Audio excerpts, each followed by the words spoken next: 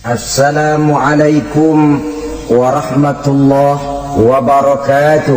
Waalaikumsalam warahmatullahi wabarakatuh. Alhamdulillah wassalatu wassalamu ala sayyidina Rasulillah sayyidina wa maulana Muhammad ibn Abdullah wa ala alihi wa sahbihi wa mawala. La haula wa la quwwata illa billah, amma ba'du. Rasulullah sallallahu alaihi wasallam bersabda, arba'un min kanzil jannah. Simpanan surga ada 4 macam. Yang pertama, ikhfa'us shadaqah, menyembunyikan sedekah. Saudara-saudara kaum muslimin, sebagaimana yang kita maklum bahwa Allah Subhanahu wa taala melebihkan sebagian rezeki dari kita terhadap yang lain. Ada yang kaya, ada yang setengah kaya, ada yang miskin, ada yang setengah miskin, dan selanjutnya. Ada yang gajinya kecil tapi penghasilannya gede. Ada yang penghasilannya gede tapi nggak punya gaji. Ada juga yang memang gajinya gede dan penghasilannya gede. Kelebihan rezeki merupakan sunnatullah dan tidak harus membuat kita merasa lebih dari yang lain. Bahkan sebaliknya, kelebihan itu harus membuat kita ringan tangan untuk menolong mereka yang memang memerlukan pertolongan. Kalau saudara diberikan ilmu, maka pertanyaan akhirat cuma satu: ilmumu kau amalkan untuk apa? Kalau saudara diberikan umur yang panjang, pengadilan akhirat juga bertanya satu: umurmu kau habiskan di mana? Tapi kalau saudara diberikan harta, pengadilan akhirat akan bertanya dua: hartamu kau dapat dari mana? Kau belanjakan kemana? Dari mananya ditanya, dan kemananya juga ditanya. Oleh karena kita akan dimintakan pertanggungan jawab, maka amanah yang bernama harta ini harus kita gunakan dengan sebaik-baiknya. Ada penggunaan yang merupakan kewajiban, itu zakat namanya. Ada penggunaan yang sewaktu-waktu, itu infak namanya. Ada yang lebih sewaktu-waktu lagi, dan itu sedekah namanya. Zakat dia terikat oleh haul dan nisab, oleh putaran batas waktu dan ukuran dari harta itu sendiri. Sedangkan infak terikat oleh situasi dan kondisi perekonomian seseorang. Sedangkan sedekah tidak terikat dengan apapun. Dalam kondisi seperti apapun kita bisa melakukan sedekah dengan yang terkecil sekalipun. Sampai-sampai Rasulullah sallallahu alaihi wasallam mengajarkan, la tahqiranna minal ma'rufi syai'an walau an talqa akhaka biwajhin talik. Atau ada hadis, tabassumuka fi wajhi akhika laka shadaqah. Senyumanmu kepada temanmu adalah sedekah.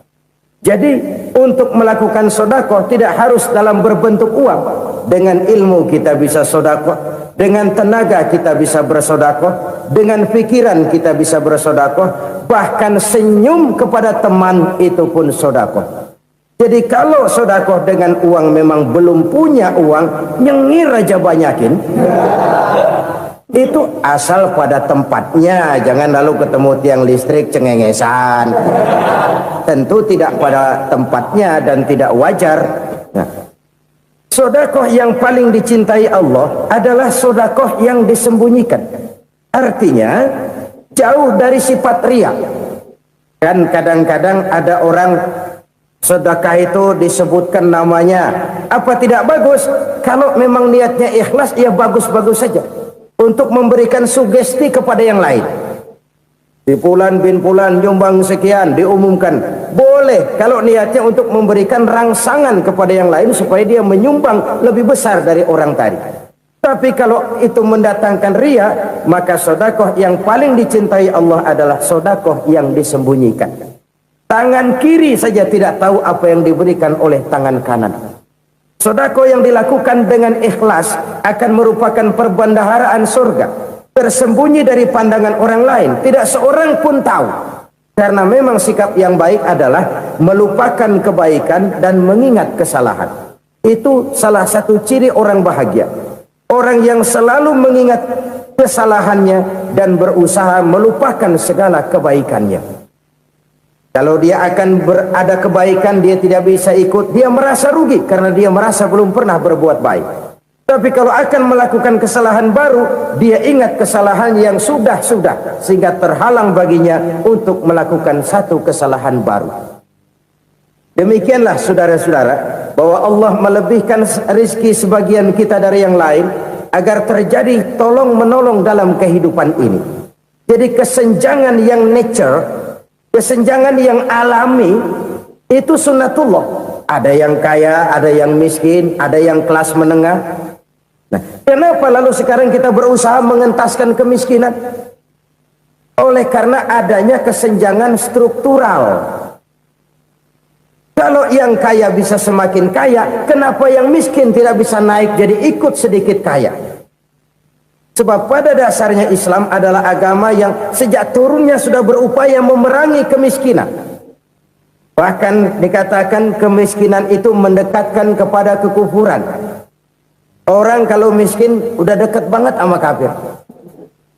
Gampang menjadi kafir. Berapa banyak saudara-saudara kita yang oleh karena soal perut, oleh karena soal materi, terpaksa meninggalkan dan menanggalkan akidahnya, menjual petunjuk yang diberikan Allah dengan kesenangan dunia yang cuma sebentar ini. Na'udzubillah thumma na'udzubillah. Jadi makin kita sembunyikan satu sedekah, semakin banyak perbendaharaan kita di surga. Sedekah yang paling dicintai Allah adalah sedekah yang disembunyikan. Malahan ada seorang sufi, dia punya kebiasaan kalau pergi sholat Jumat, dia bawa uang, itu uang dia taruh di bawah tikar masjid. Dia niat sedekah kepada siapa saja yang nemuin itu duit. Maksudnya apa? Supaya yang nemuin nggak tahu siapa yang punya duit. Demikian dia saking ingin menyembunyikan sedekahnya. Karena sifat ria itu bisa memakan amal kita sendiri. Ria itu termasuk menyebut-nyebut kebaikan kita. Orang yang suka nepuk dada, sedikit-sedikit ngitungnya kalau nggak gua. Tuh kalau nggak gua tuh yang belas itu kalau nggak gua, iya kalau nggak lu kenapa emang? Orang yang suka menepuk jasad, biasanya memang begitu saudara-saudara. Kalau perang lagi berkecamuk, orang nggak sempat ngaku jadi pahlawan. Tapi begitu perang selesai, yang kagak kenal bedil ngaku pahlawan, mas. Itu sesuatu yang biasa. Oleh karenanya, orang-orang yang ikhlas dalam bersodako, disembunyikannya sodako itu, Allah cinta betul. Malahan ada hadis memberikan jaminan, inna sodakotal mar'il muslimi tazidu fil umri wa tadfa'u mitata su'i. Sesungguhnya sedekahnya seorang mukmin tazidu fil umri, bisa menambah umur panjang, wa tadfa'u mitata su'i, dan menyelamatkan manusia dari mati secara su'ul khatimah. Jadi siapa yang kepengen panjang umur, banyaklah sedekah. Yang bosan hidup, pelit terus. Sedekah menambah panjang umur dan menyelamatkan manusia dari mati secara su'ul khatimah. Pak, katanya umur itu nggak bisa ditambah, nggak bisa dikurangin. Kapan? Kalau ajal sudah datang. Wa idza jaa ajaluhum la yastakhiruna sa'atan wa la yastakdimun. Kalau ajal datang tidak bisa dimajukan, tidak bisa dimundurkan. Itu kalau ajal sudah datang. Tidak bisa lagi umur ditambah dikurangi, sudah datang. Tapi kalau belum datang, itu kan haknya Allah. Mau ditambah, mau dikurangi, hak prerogatif Allah. Sebagai pencipta manusia, Allah maha kuasa dan maha mampu. Sedekah ini menambah panjang umur dan menyelamatkan manusia dari mati secara su'ul khatimah. Itu orang mati kan sama ya, kondisinya mati, nggak nafas. Tapi hakikat mati kan lain-lain. Ada yang mati itu husnul khatimah, baik akhirnya. Misalnya Lagi ngaji, mati. Lagi sholat, mati. Lagi sedekah, mati. Ini yang dinamakan dengan husnul khotimah, baik di akhirnya. Sebaliknya ada yang su'ul khotimah, jelek di akhirnya. Ini yang jadi catatan akhir. Lagi nyekek botol, mampus. Lagi banting kartu, modar. Su'ul khatimah, jelek pada akhirnya. Sedekah menyelamatkan manusia dari mati secara su'ul khatimah. Dan kita semua kepengen mendapat husnul khatimah, jauh dari su'ul khatimah. Oleh sebab itu yang bisa menyelamatkan kita dari penyakit itu antara lain adalah sedekah yang disembunyikan, yang dikerjakan dengan ikhlas karena Allah, tidak karena kepengen dipuji orang, tidak karena ingin dikatakan orang pemurah. Sebab orang dermawan itu orang yang memberi tanpa harus diminta. Kalau masih harus diminta, ya belum dermawan namanya, masih harus diminta. Kalau nggak diminta ya tulus, lolos, polos. Saudara-saudara kaum muslimin rahimakumullah, harta adalah amanat dan akan kita pertanggungjawabkan. Allah melebihkan rizki sebagian kita dari yang lain agar kita saling tolong menolong, bantu membantu. Nabi janjikan siapa yang meringankan beban saudaranya muslim di dunia, Allah akan meringankan bebannya di akhirat nanti. Sebuah jaminan dari baginda Nabi. Si orang yang kita bantu barangkali tidak bisa membalas, Allah yang akan membalas lewat jalan lain yang tidak pernah kita sangka-sangka. Ada orang tanya, Pak, ini ada orang nyumbang masjid sambil marah-marah, bagaimana? Saya bilang sumbangannya aja ambil, marahnya jangan. Marahnya jangan diambil, itu urusan dia. Saudara-saudara kaum muslimin rahimakumullah, umat Islam ini kan umat yang punya potensi besar.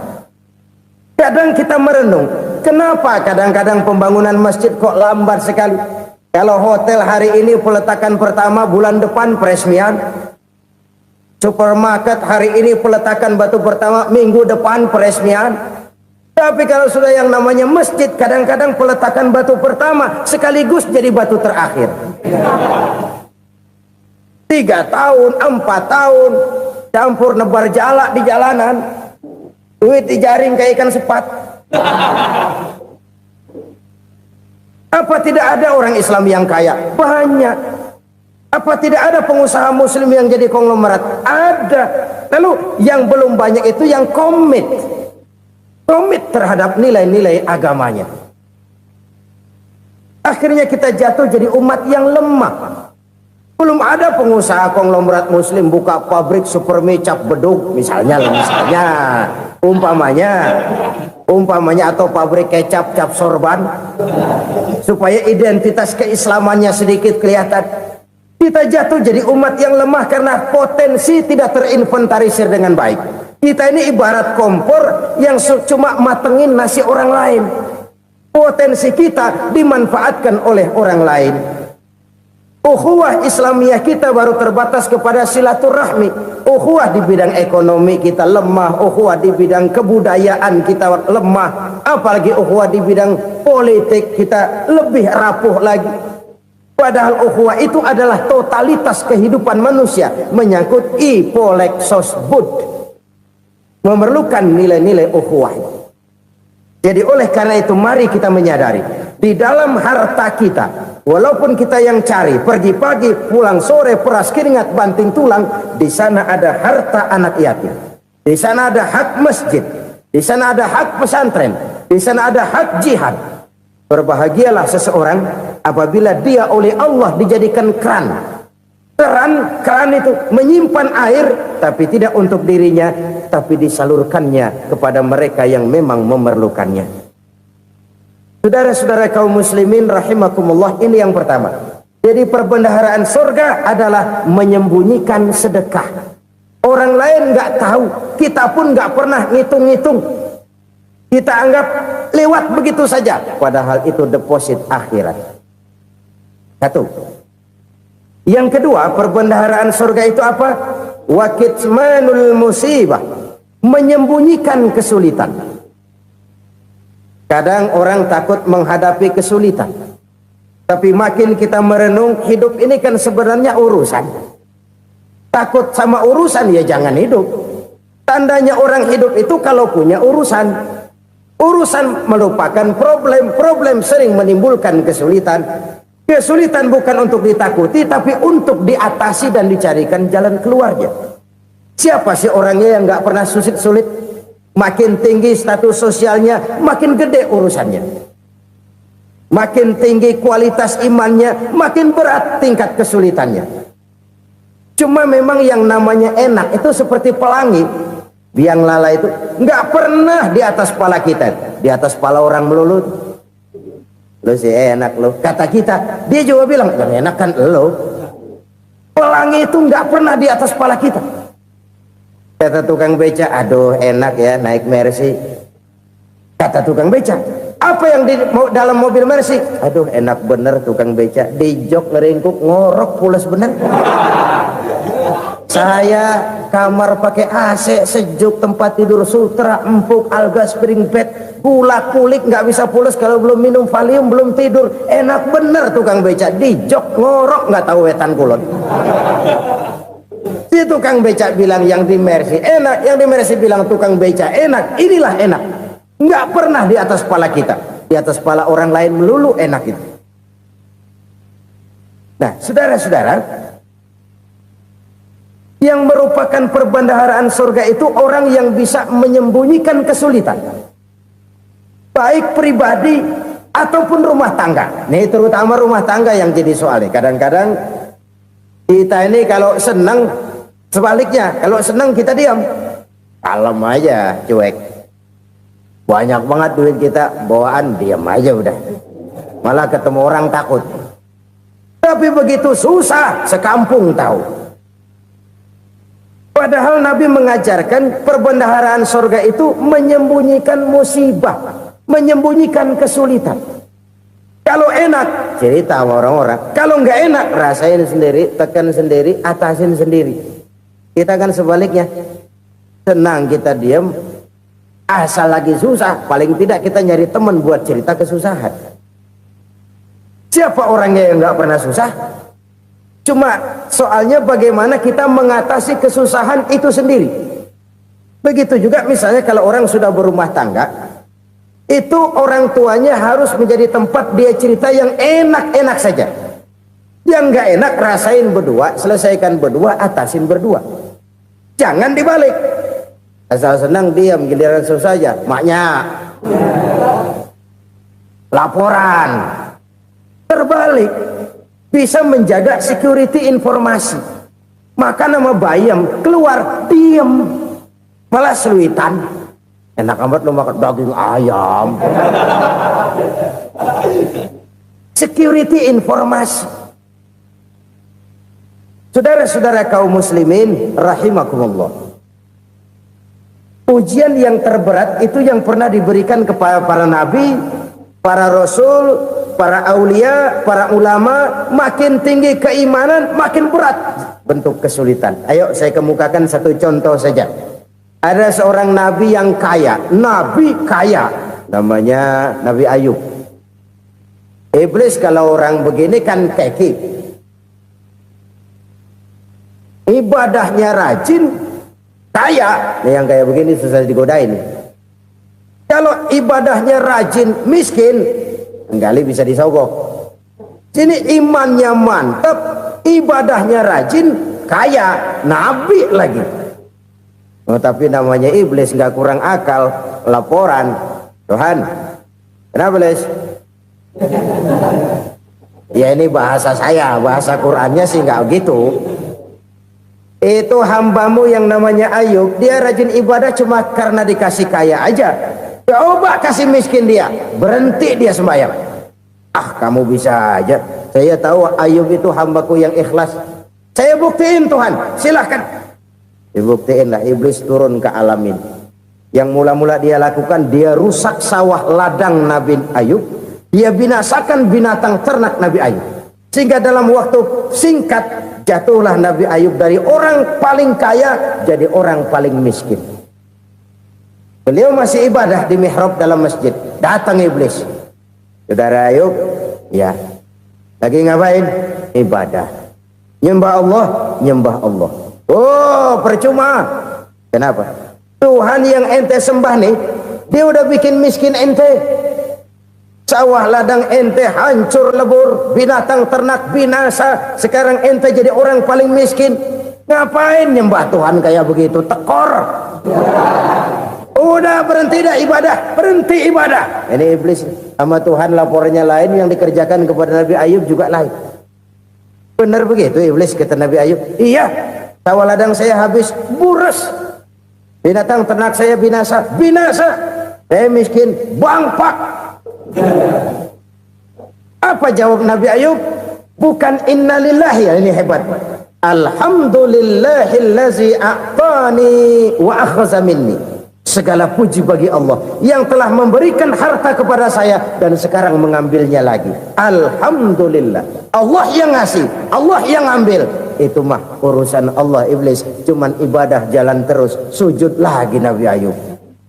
Iblis seleher gondok banget.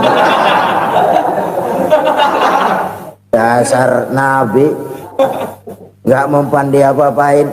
Miskin malah alhamdulillah. Allah yang ngasih, Allah yang ambil. Jadi kalau kita tidak komit, kita tidak terikat kepada kaya, miskin, senang, susah, apa yang bisa bikin kita susah? Jadikan kekayaan, kemiskinan, jadikan senang, susah sebagai anak buah yang bisa kita atur. Jangan kekayaan ngatur kita, jangan kemiskinan ngatur kita. Kita yang harus mengatur mereka. Senang, susah, kaya, miskin, bahagia, sengsara, jadikan itu anak buah yang bisa kita atur. Kalau sekarang kita kaya, lain saat boleh jadi kita miskin, semiskin-miskinnya. Allah yang ngasih, Allah yang ambil. Tenaga mana yang bisa menghalangi? Ibadah jalan terus. Iblis makin gondok. Dasar Nabi loh. Akhirnya apa? Nabi Ayub dikerjain, diberikan penyakit. Demikian fatal penyakitnya. Bayangin, udah miskin sakit. Masya Allah. Miskin sakit. Sakitnya nggak lama, kira-kira 16 tahun. Istrinya 3, 2 mental minta ceraiin. Ngerawatin laki bengek begini. Senang belum tentu, susah udah pasti nih. Cerai aja, cerai dah. Cerai. Tinggal satu Siti Rahmah yang setia menemani beliau. Sesetia-setianya hati perempuan. Satu saat Siti Rahmah bilang, "Bang, iya, abang kan Nabi, Bang. Lalu, namanya Nabi kan doanya jarang meleset, Bang. Maksud kamu minta kenapa sih sama Tuhan biar abang sembuh, baik dah, Bang?" Siti Rahmah, iya. Saya sakit berapa tahun sih dah? 16 tahun, Bang. Sebelum ini saya sehat berapa tahun? Ya kira-kira 60 tahun, Bang. Nah, coba ente banding-bandingin, Rahmah. Saya dikasih sehat 60 tahun, dikasih sakit 16 tahun. Sudah nggak sabar mau doa kepada Allah minta sembuh. Saya malu kepada Allah. Diuji dengan yang luar biasa seperti ini, tidak mengganggu stabilitas kehambaannya. Dia tetap menghamba kepada Allah Subhanahu wa ta'ala. Saudara-saudara kaum muslimin rahimakumullah, kunci menghadapi kesulitan itu apa? Allah jelaskan dalam satu ayat, wa basyiris sabirin alladzina iza asabathum musibah qalu inna lillahi wa inna ilaihi raji'un. Gembirakan orang-orang yang sabar. Siapa mereka itu? Yang apabila mendapat musibah mereka kembali kepada keyakinan dasar, segalanya dari Allah dan segalanya akan kembali kepada Allah. Ini konsepsi dasar dari sikap muslim dalam menghadapi berbagai kesulitan. Segalanya dari Allah, segalanya akan kembali kepada Allah. Kalau ini sudah kondisi dasarnya, maka kita akan lapang menghadapi kenyataan bagaimanapun pahitnya. Apakah itu namanya miskin, apakah itu namanya sakit, bahkan maut sekalipun. Maut sekalipun. Segalanya dari Allah, segalanya akan kembali kepada Allah. Ini sikap hidup, bukan sekedar ucapan. Kita kadang-kadang menjadikannya sebagai ucapan. Mulutnya sehingga berhenti, innalillahi wa inna ilaihi rajiun, tapi nangisnya terus gerung-gerungan. Bukan itu, ini kesadaran moral. Kalau segalanya dari Allah, segalanya kembali kepada Allah, kan sebenarnya cuma nunggu giliran. Hari ini saya nyembayangin dia, entah hari apa saya disembayangin orang. Hari ini saya antar dia ke kubur, entah hari apa orang nganterin saya ke kubur. Hari ini saya tahlilkan dia, entah nanti kapan orang tahlilkan saya. Segalanya dari Allah, segalanya akan kembali juga kepada Allah. Oleh sebab itu saudara-saudara, kesulitan bukan untuk ditakuti, kesulitan justru untuk diatasi, dicarikan jalan keluarnya. Dan tidak ada orang yang tidak pernah mendapat kesulitan, tidak ada. Semakin tinggi status sosial, semakin tinggi kualitas keimanan, semakin besar juga tingkat kesulitan. Hanya saja bagaimana cara kita mengatasinya. Dan Al-Quran menyatakan, inna ma'al usri yusra. Di balik kesulitan itu pasti ada kemudahan. Roda itu berputar. Karena itu Rasulullah sallallahu alaihi wasallam mengingatkan kepada kita, ta'arraf ilallahi fir raha ya'rifka fis syiddah. Ingatlah kepada Allah di waktu kamu senang, supaya Allah ingat kepada kamu di waktu kamu susah. Kalau waktu senang kita ingat kepada Allah, kita susah, Allah tidak akan meninggalkan kita. Tapi kalau waktu senang kita jauh dari Allah, sujud tidak sempat, dengan masjid jauh, ketika senang kita lupakan Allah. Nanti begitu kita susah, Allah lupakan kita. Dan itu menyakitkan.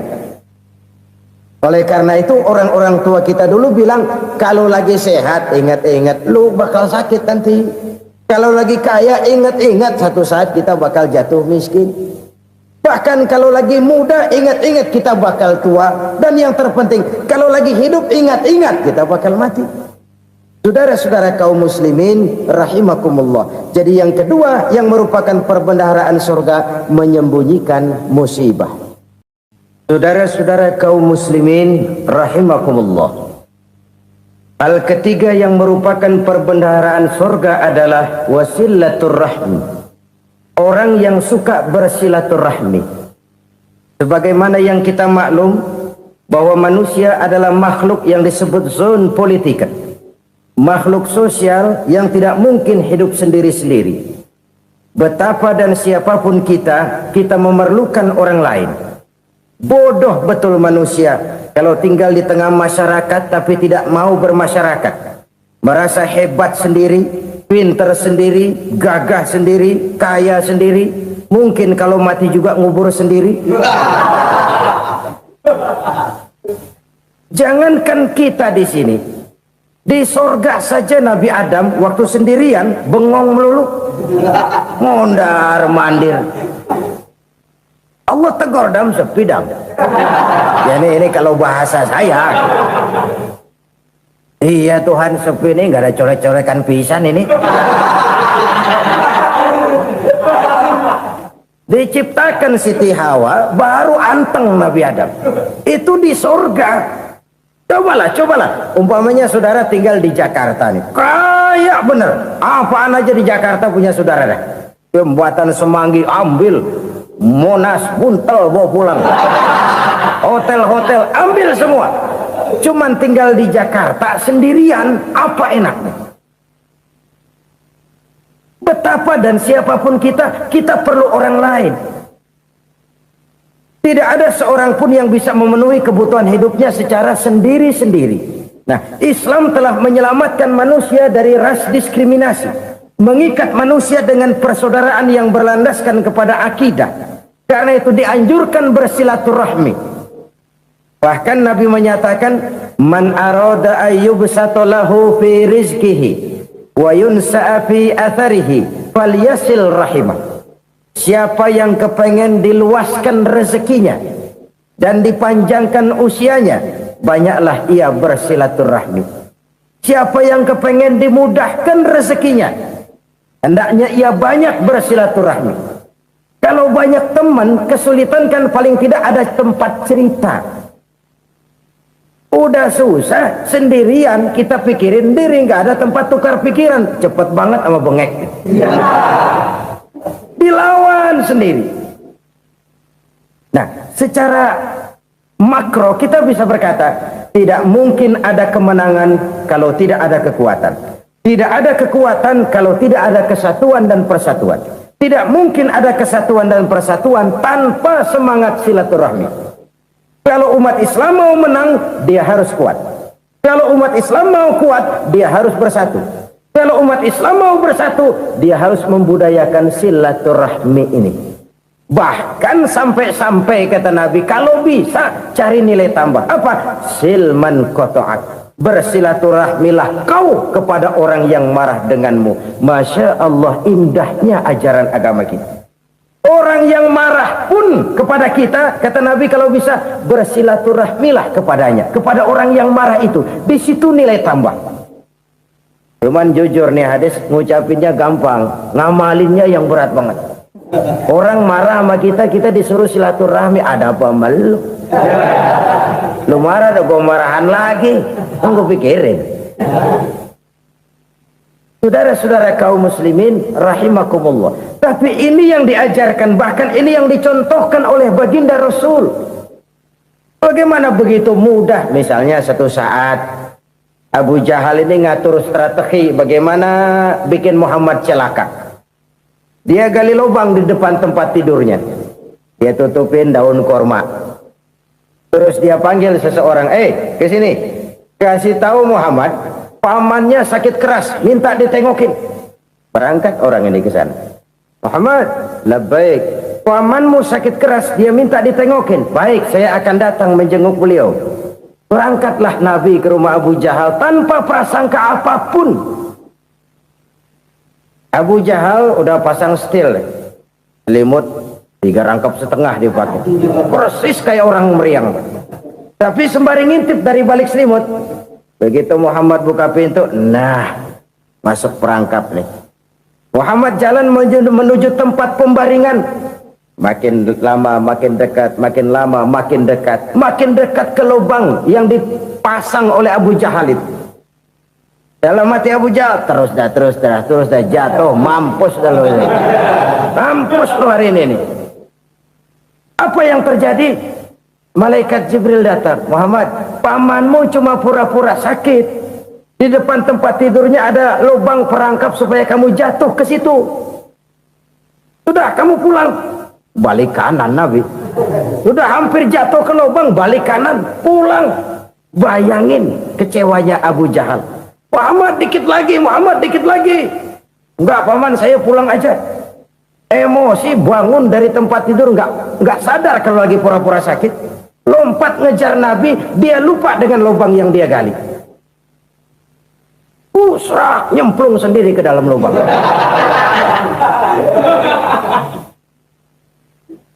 Nabi terus berlalu.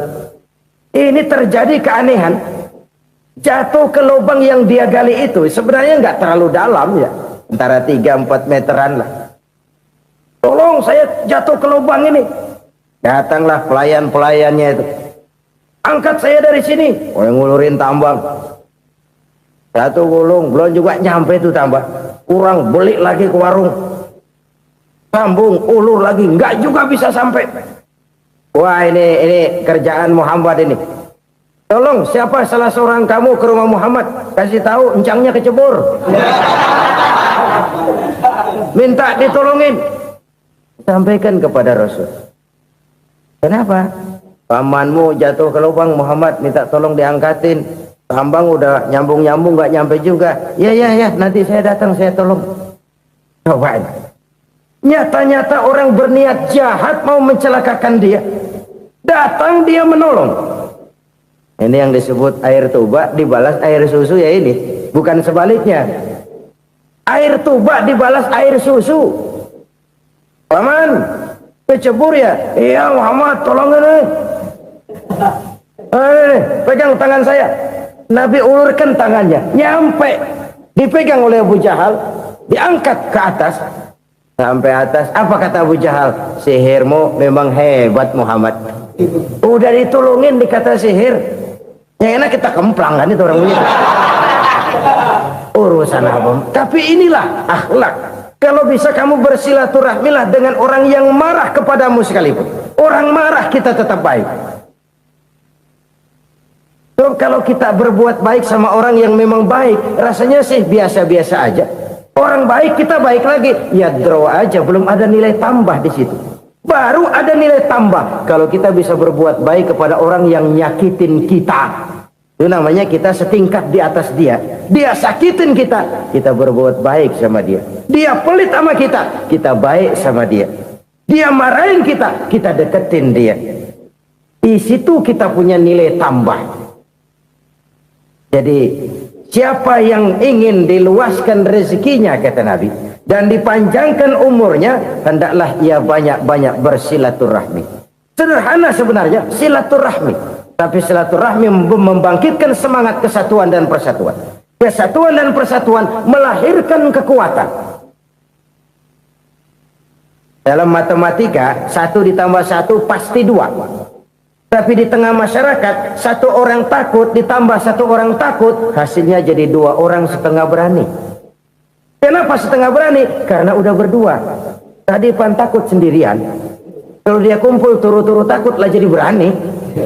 Kita yang lemah, kita yang tidak berdaya, kita yang miskin, kalau mau kompak bersatu, apa yang nggak bisa kita kerjain? Apalagi tinggal di kota besar, pilihan cuma 2, bertahan atau minggir. Bertahan atau minggir. Untuk bisa bertahan harus mampu bersaing. Untuk mampu bersaing harus punya keahlian. Keahlian harus ditunjang dengan pendidikan, ditambah oleh kekompakan sebagai umat.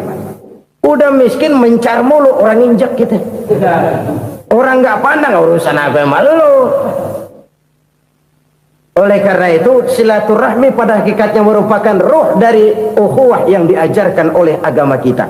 Bagaimana Islam menyelamatkan masyarakat manusia dari ras diskriminasi, mengikat manusia, dan tidak ada persaudaraan yang lebih indah selain persaudaraan yang diikat dengan nilai-nilai akidah.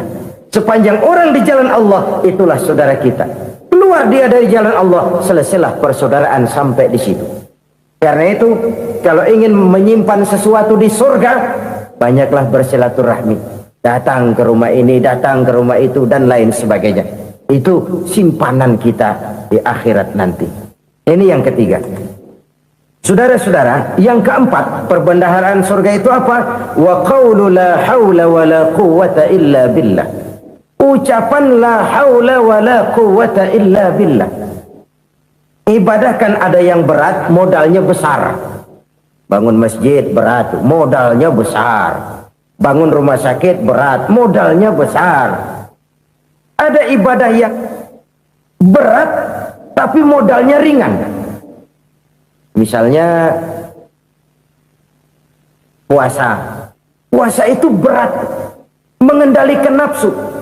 Kalau sekedar nggak makan nggak minum sih enteng. Mengendalikan nafsu itu jihad terbesar. Tapi kan modalnya ringan, cuma niat saja. Ini ibadah berat, modalnya ringan. Ada ibadah yang ringan, modalnya juga enteng. Seperti termasuk ucapan la haula wa la quwwata illa billah. Tanpa sadar, la haula wa la quwwata illa billah. Nyelengin tuh di surga. Nyelengin, kita nggak terasa. Nyelengin simpenan akhirat. La haula wa la quwwata illa billah. Nyimpen lagi. Kaget, la haula wa la quwwata illa billah. Nyimpen lagi. Banyak simpenan. Walaupun sebenarnya yang dimaksud di sini adalah kesadaran batin. Bahwa tidak ada daya dan kekuatan kecuali Allah. Itu intinya. Kita memulai pekerjaan disunahkan baca bismillah, kan begitu. Apa itu? Kesadaran moral. Bahwa ini saya bisa kerjakan. Saya kerjakan ini dengan menyebut nama Allah. Kenapa? Kalau Allah tidak memberikan daya dan kekuatan, mana mampu saya kerjakan ini. Maka saya kerjakan ini dengan menyebut nama Allah. Bismillah. Kesadaran moral. Manusia hanya wajib berusaha, tapi nggak pernah wajib berhasil. Banyak hal-hal yang kalau kita renungkan secara rasio nggak mungkin, tapi jadi kenyataan. La haula wa la quwwata illa billah. Tidak ada daya dan kekuatan kecuali bagi Allah semata-mata. kesadaran moral akan kelemahan dan keterbatasan makhluk bernama manusia. Kadang kita kagum dengan otak, tapi kita sering lupa sama yang bikin otak. Padahal bagaimanapun hebatnya otak, yang bikin otak pasti lebih hebat dari otak. Nggak percaya, silahkan otak-otakan. Inilah kecenderungan. Kita kagum dengan pesawat-pesawat mutakhir, bukan main besi gede banget terbang itu. Alangkah hebatnya. Lalu apa yang bikin otak tidak lebih hebat dari itu semua? Kita puji laut, apa yang bikin laut tidak lebih hebat dari laut itu? La haula wa la quwata illa billah. Tidak ada daya dan kekuatan kecuali Allah. Apa yang bisa kita lakukan kalau tidak karena daya dan kemampuan yang diberikan oleh Allah kepada kita? Lahirlah sikap tawadu, rendah hati, tidak melonjak menjadi angkuh dan sombong, sadar akan kelemahan dan keterbatasan diri sebagai makhluk yang diciptakan oleh Allah Subhanahu wa taala. Jadi satu sisi ini ucapan yang berpahala, la haula, jadi wiridan. Pada sisi lain ini kesadaran moral, sikap mental, kesadaran batin bahwa yang punya daya dan kekuatan itu cuma Allah. Kita nggak pantas untuk sombong, sebab sombong itu pakaiannya Allah. Kita nggak sedang pakai pakaian Allah, kegedean. Dan makin kita renungi, makin terbentur. Apa sih yang bisa kita sombongin? Kita mau sombong apa? Kaya, pintar, itu kan semua relatif. Di atas langit masih ada langit lagi. Jadi oleh karenanya, marilah kita menyadari, manusia hanya wajib berusaha, tapi tidak pernah wajib berhasil. Yang berusaha saja tidak wajib berhasil, apalagi yang tidak berusaha. Islam bukan agama orang pemalas yang selesai sholat lalu enggelohom, enggelenggem ayem-ayem. Tapi Islam bukan agama orang sombong yang setelah berusaha lalu tidak memerlukan Allah. Kita bisa saja bikin proyeksi, tahun sekian kita bakal panen besar menurut perhitungan otak. Tapi ada kejadian lain. Apa? Tikus ngambek. Habis itu dimakanin tikus, panen gagal. Proyeksi rasional gagal oleh tikus-tikus yang ngambek itu. Bisa saja terjadi. Tahun depan kita panen besar, urung. Kenapa? Musim panas panjang. Dan sekarang ini koran-koran bikin berita musim mengalami penyelewengan. Bukan cuma manusia yang nyeleweng sekarang. Musim pakai nyeleweng. Mestinya kan musim hujan udah selesai, masih hujan-hujan juga.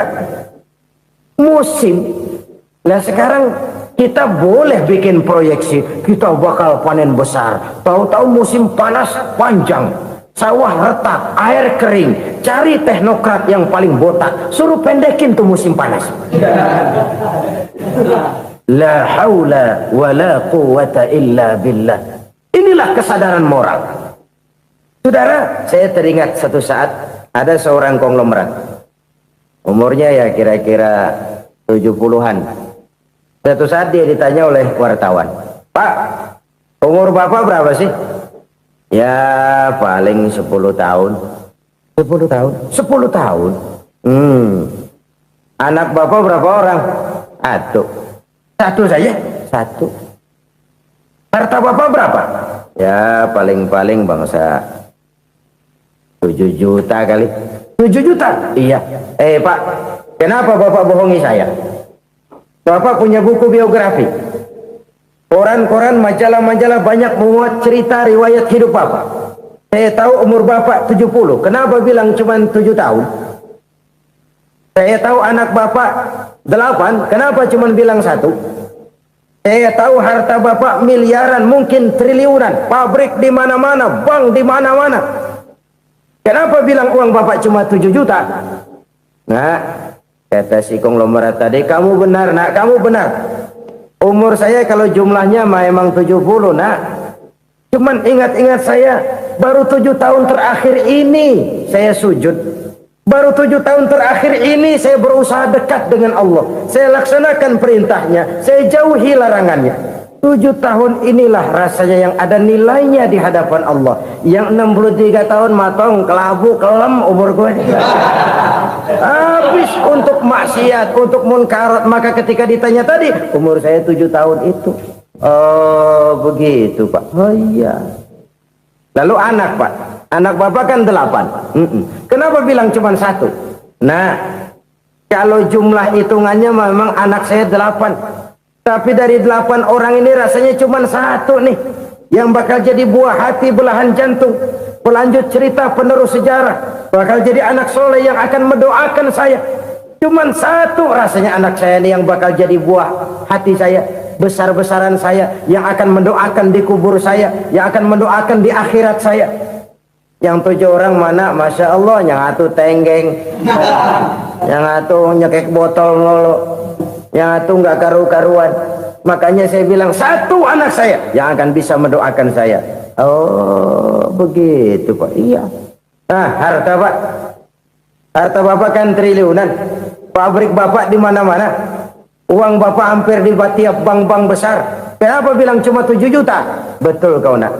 Harta saya kalau jumlahnya memang miliaran, triliunan mungkin, tapi yang saya ingat baru 7 juta tuh yang saya belanjakan di jalan Allah. Saya nyumbang masjid, saya santuni yatim piatu, saya bantu pembangunan pesantren, saya bantu pembangunan rumah sakit Islam.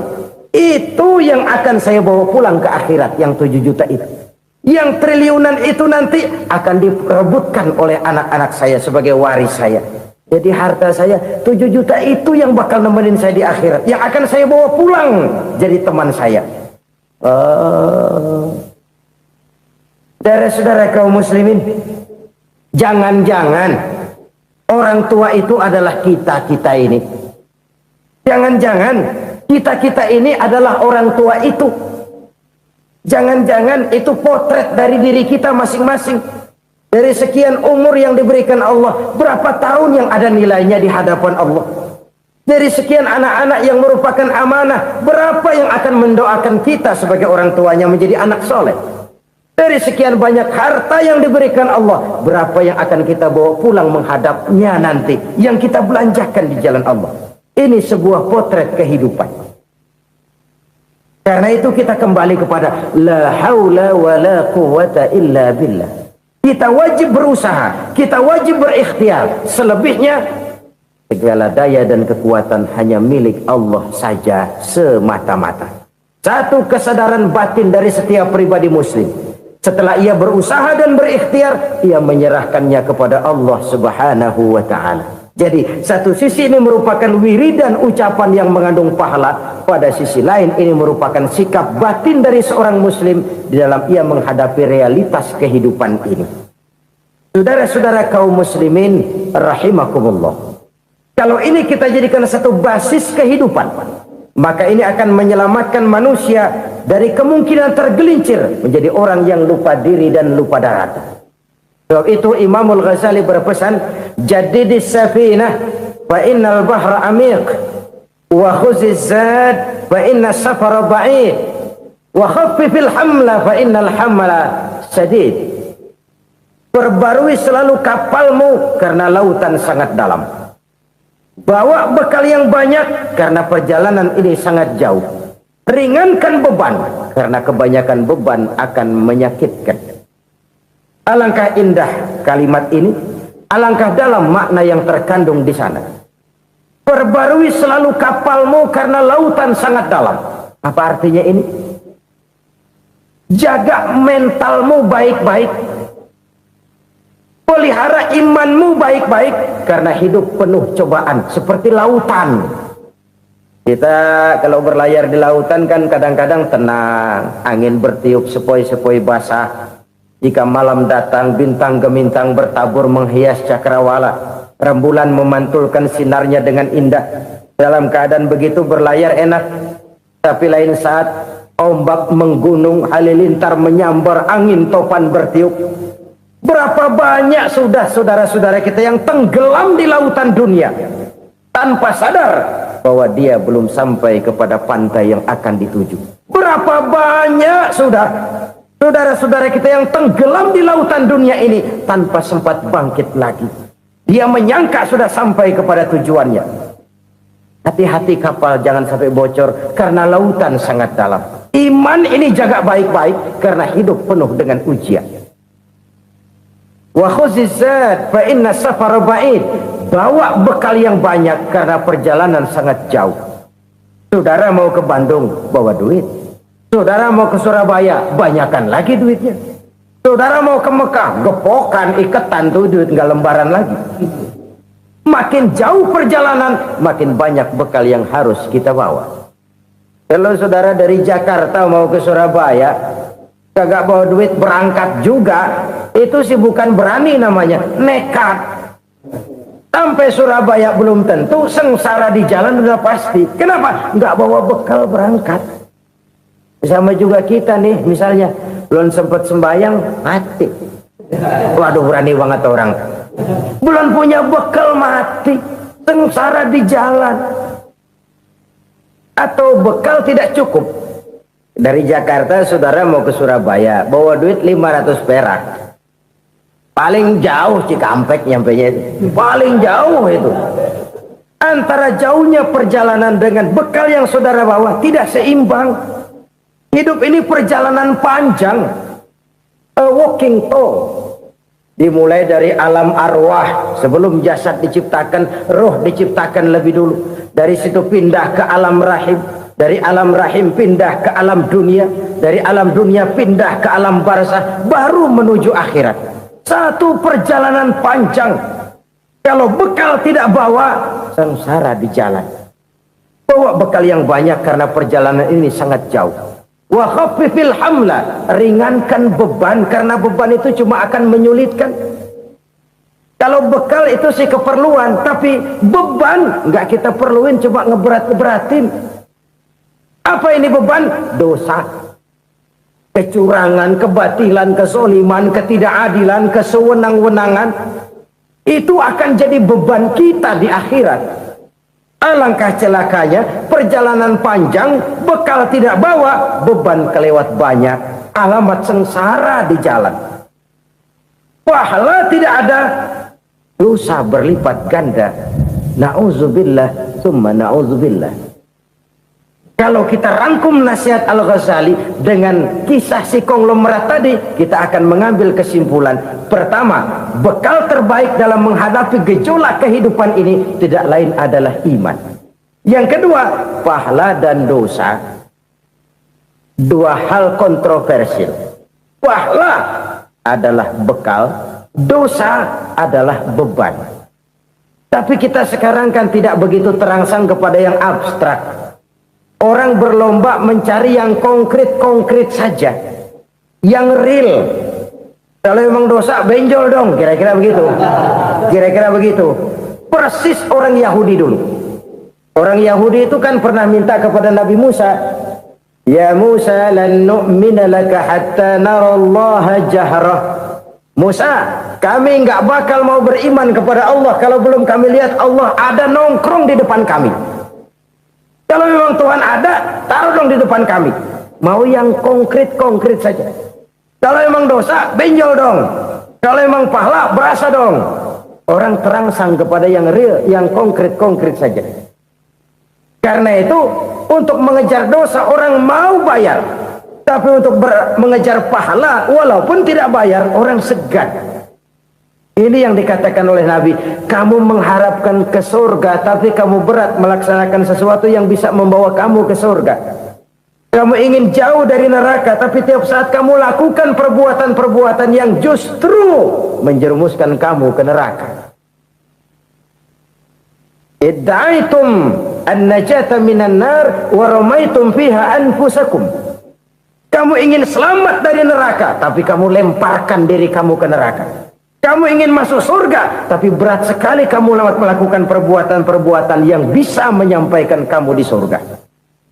Saudara-saudara kaum muslimin rahimakumullah. Jadi hal keempat yang merupakan perbendaharaan surga adalah la haula wa la quwwata illa billah. Satu sisi ini merupakan ucapan yang memperberat timbangan akhirat. Pada sisi lain ini merupakan sikap hidup seorang muslim. Kesadaran batin yang sangat dalam bahwa tidak ada daya dan kekuatan kecuali Allah. Dan itu kita simbolkan pada saat memulai pekerjaan dengan Bismillah, dengan menyebut nama Allah. Satu kesadaran moral, saya hanya bisa melakukan ini karena diberikan daya dan kekuatan oleh Allah. Lahirlah sikap tawadu, rendah hati, tidak melonjak menjadi angkuh dan sombong. Saudara-saudara, sampai sini dulu jumpa kita kali ini. Semoga 4 perbendaharaan surga ini dapat kita lakukan, yang kelak akan merupakan bekal kita di kemudian hari nanti. Amin ya rabbal alamin. Bapak-bapak, ibu-ibu, saudara-saudara kaum muslimin rahimakumullah. Di dalam kehidupan kita sebagai seorang muslim, minimal 5 kali dalam sehari semalam kita mendengar seruan untuk mendirikan solat yang disebut azan. Ada kalimat menarik di dalam kalimat azan itu, yakni seruan hayya 'alal falah, marilah menuju kepada keberuntungan, marilah meraih kemenangan. Seruan ini adalah kecenderungan dari setiap manusia, apapun warna kulitnya.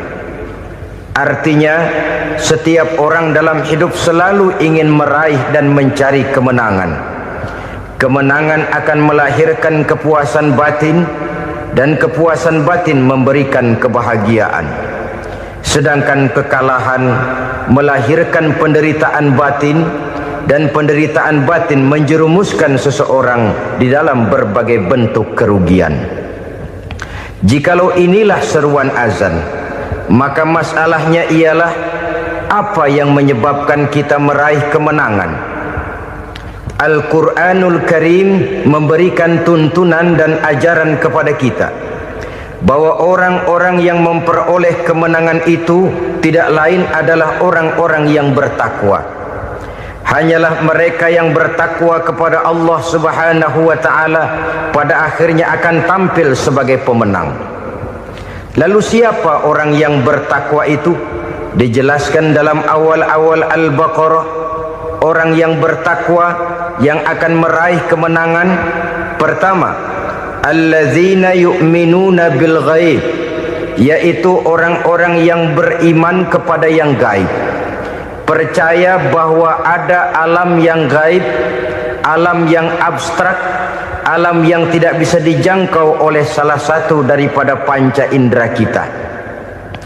Mereka percaya dan beriman kepada adanya malaikat, beriman kepada adanya iblis dan jin, beriman kepada adanya alam kubur, beriman kepada adanya alam mahsyar, beriman kepada adanya alam akhirat, beriman kepada adanya surga dan neraka. Beriman bukan cuma sekedar beriman dalam ucapan bibir saja, tetapi beriman yang nilai iman itu mampu mewarnai gerak dan gaya hidupnya. Iman yang meresap sampai ke tulang sumsum, kemudian memberikan dampak positif di dalam kehidupan manusia. Alam, kita tahu, adalah sesuatu yang selain Allah, dan Allah bukanlah alam. Apapun namanya selain daripada Allah, itu adalah alam. Alam pada hakikatnya terbagi menjadi 2. Ada alam syahadah, alam nyata, alam konkret, alam yang bisa dijangkau oleh salah satu indera kita. Kemudian ada alam ghaib, alam yang tidak bisa dijangkau oleh panca indera kita, alam metafisika, alam abstrak, alam yang wajib kita imani keberadaannya.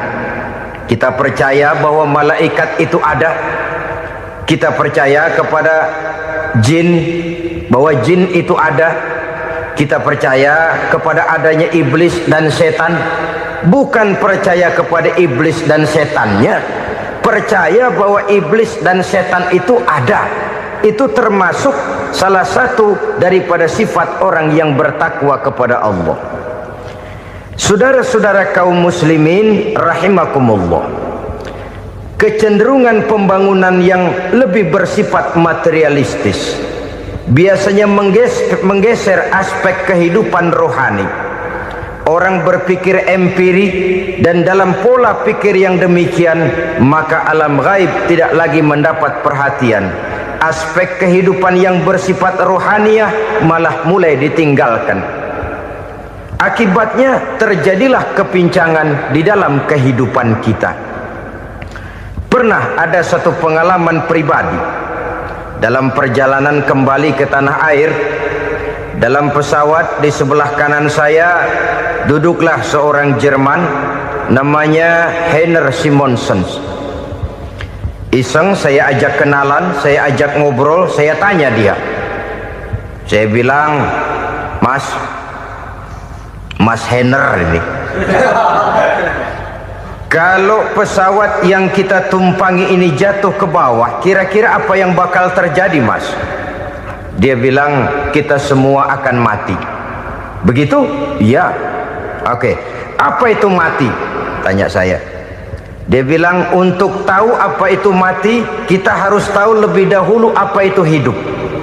Saya pikir nih bule bisa ngomong juga. Baiklah kata saya. Apa hidup menurut Anda itu?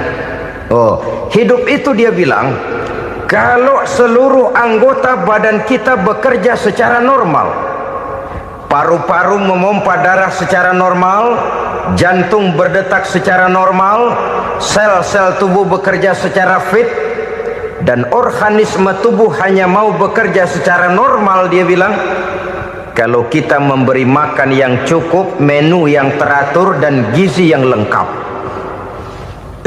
Saya bilang, kesimpulannya apa, Ner? Dia jawab, hidup adalah dari tangan ke mulut. Life is from the hand to the mouth, kata dia. Hidup adalah dari tangan ke mulut. Jadi masalah hidup tidak lebih daripada masalah isi perut.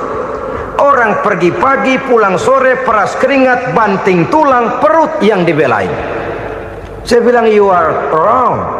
Sampean salah, Ner. Kamu orang Islam bukan? Bukan. Pantas. Kenapa saya salah? Dia bilang, ya jelas salah. Salahnya di mana? Kamu ini manusia. Kalau hidup cuma dari tangan ke mulut, saya bilang, kambing di kampung saya juga begitu pikirannya, Ner. Itu kambing di kampung saya, asal perutnya kenyang, sudah hidup dia. Perkara besok bagaimana, lusa prospeknya macam mana, bulan depan ada apa, kambing nggak pernah mikir. Di kampung saya kambing juga pikirannya begitu. Kamu Kristen ya? Tadinya. Loh kok tadinya, lalu apa sekarang kamu ini? Dia bilang, sekarang saya netral. Saya tidak beragama, tapi saya percaya kepada Tuhan sebagai pencipta alam. Saya ingat benar dia bilang, I haven't any religious, but I believe to God as the creator of the world. Kenapa bisa netral begitu, Ner? Habis saya bingung katanya. Islam bilang Islam baik, Kristen bilang Kristen baik, Hindu Buddha bilang Hindu Buddha baik, semua agama baik. Saya netral sekalian, nggak beragama. Yang penting saya percaya kepada Tuhan. Saya bilang, Ner, kamu ini kayak orang mau beli celana, lalu bingung. Yang satu bilang Levi's bagus, yang satu bilang Blue Jean hebat, yang satu bilang Wool England hebat. Celana ini hebat, celana itu bagus, celana ini hebat. Semua celana bagus, kamu bingung. Akhirnya netral, tidak pakai celana. Itu juga salah. Saya pikir-pikir, kemudian saya melihat bahwa dua pola berpikir Heiner ini nampaknya sudah mulai menggejala di lingkungan masyarakat bangsa kita. Disadari atau tidak, secara jujur kita harus berkata, dua pola pemikiran Heiner ini mulai berkembang di tengah masyarakat bangsa kita. Pertama, pola pikir materialisme. Hidup adalah dari tangan ke mulut. Masalah hidup tidak lebih masalah isi perut. Itu yang perlu dibela, dan disitulah arti kehidupan. Pergi pagi pulang sore, peras keringat banting tulang untuk mempertahankan perut. Kalau sudah kemari cara orang berpikir, maka buat apa percaya kepada yang gaib? Untuk apa sholat? Untuk apa puasa? Untuk apa zakat? Untuk apa menghadiri majelis taklim? Tanpa kepercayaan kepada yang gaib, hidup berjalan menurut alur empiris dan materialis. Kalau sudah ke sana cara orang berpikir, biasanya orang lalu cenderung menghalalkan segala cara.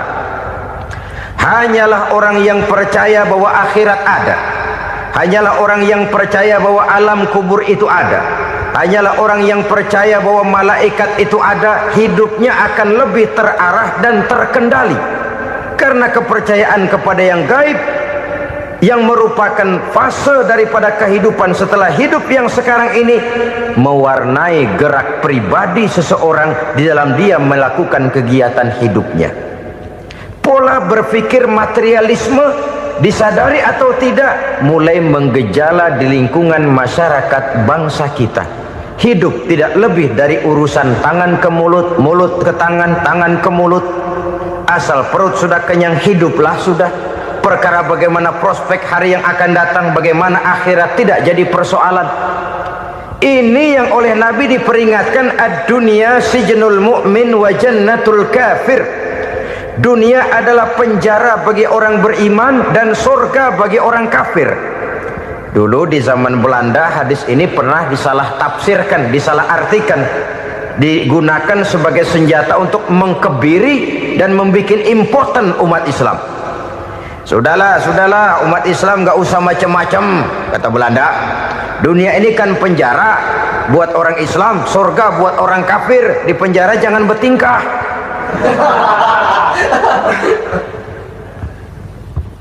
Pengertiannya tidak begitu. Dunia adalah penjara bagi orang mukmin. Artinya dalam kehidupan dunia seorang mukmin tidak bebas memperturutkan hawa nafsunya. Di penjara hawa nafsunya itu. Sebaliknya surga bagi orang-orang kafir. Buat orang kafir surgalah dunia ini. Mereka bebas memperturutkan hawa nafsunya, dilarang tidak terlarang, dicegah pun tidak tercegah. Mereka hidup menurut alur bisikan nafsu mereka sendiri. Kemudian bila ajal datang, maut merenggut nyawa, selesailah surganya sampai di situ. Maka bagi orang-orang yang tidak percaya kepada adanya akhirat, kepada adanya alam gaib, surganya sebatas umurnya. Sekali lagi, surganya sebatas umurnya. Bila umur selesai, ajal pun datang merenggut nyawa, selesailah sudah surganya sampai di situ. Alangkah pendeknya perjalanan orang-orang yang tidak percaya kepada alam gaib ini. Bagi kita mukmin, jikalau kita mampu memenjarakan hawa nafsu, kita bisa bahagia di dunia ini. Dan Islam memang tidak menyuruh kita sengsara di dunia. Raih dunia, kejar dunia, gapai dunia sebagai alat untuk mencapai kebahagiaan di akhirat nanti. Hidup adalah satu perjalanan panjang yang terbentang sejak kita terlahir dari alam rahim sampai kepada alam akhirat nanti. Andai kata kita gagal meraih kebahagiaan di dunia, toh kita masih punya akhirat.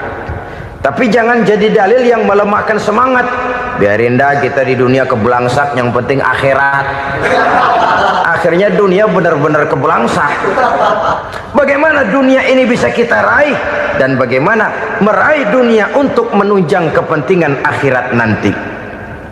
Yang kedua, dari pikiran Heiner yang saya lihat menggejala di lingkungan masyarakat bangsa kita, timbulnya manusia-manusia netral. Seolah-olah Tuhan yes, agama no. Sama Tuhan percaya, agama ogah. Tuhan ngangguk, giliran agama godeng. Padahal hampir dalam setiap ayat dalam Quran, kata-kata amanu biasanya bergandeng dengan wa amilus sholihat, iman dan amal soleh. Ini sebagai isyarat Tuhan dan agama jangan pernah dipisah-pisah. Apabila kita bertuhan, maka kita harus beragama. Apabila kita beragama, maka agama itu harus bersumberkan dari Tuhan yang kita imani itu. Tidak mungkin kita pisah, Tuhan yes, agama no. sama Tuhan percaya tapi agama bikin sendiri. Sembayangnya cukup bengong 2 jam madep ngulon.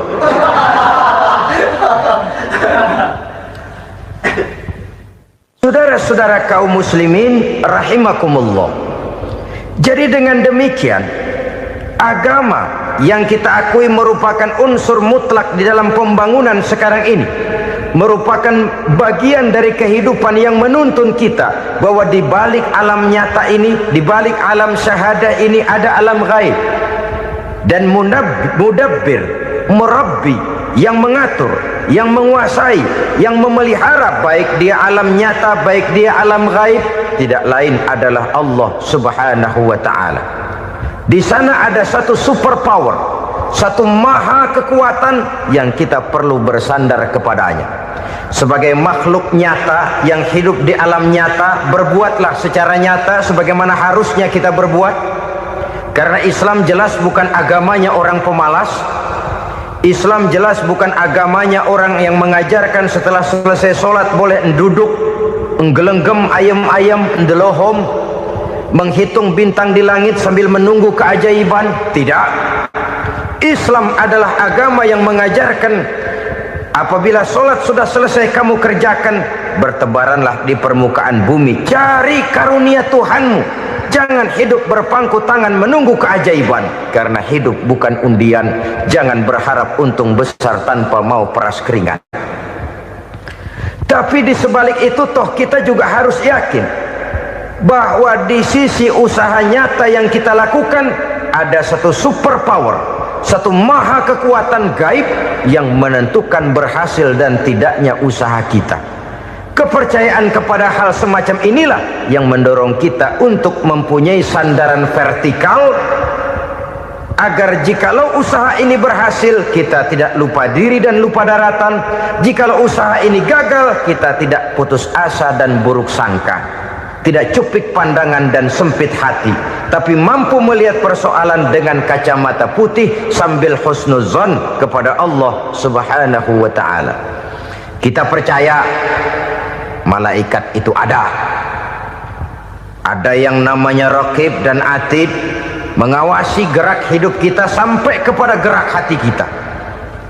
Ini memberikan sugesti agar kita berhati-hati, tidak sejengkal tanah pun kita bisa berlindung dari pengawasan raqib dan atid. Ada munkar nakir yang akan menyoal kita di alam kubur. Ada malaikat Malik, penjaga neraka. Ada malaikat Ridwan yang menjaga surga. Kita percaya kepada adanya jin, kita percaya kepada adanya setan, iblis. Percaya kepada adanya, bukan mempercayai si setan, si iblis lalu menjadikannya sebagai teman. Tidak. Percaya bahwa mereka itu ada dan merupakan makhluk Allah yang gaib, yang diciptakan Allah Azza wa Jalla. Kepercayaan kepada alam gaib memberikan motivasi terhadap gerak lahir manusia, sehingga dengan motivasi kepercayaan kepada yang gaib, gerak lahir jadi lebih terarah, jadi lebih terpelihara. Pernah seseorang bertanya, "Pak, apakah adanya akhirat bisa dibuktikan secara ilmiah?" Saya bilang tidak bisa, tidak bisa. Kenapa? Karena yang berangkat nggak pernah pulang kembali lagi. Kalau dia pulang kemari bisa kita tanya bagaimana enak di sono. Cuma secara moral saya katakan, lebih beruntung orang yang percaya kepada akhirat daripada yang tidak. Sekarang saudara percaya akhirat ada, lalu saudara baik-baik di dunia, sholat, puasa, zakat, menolong orang lain, menebarkan kebajikan.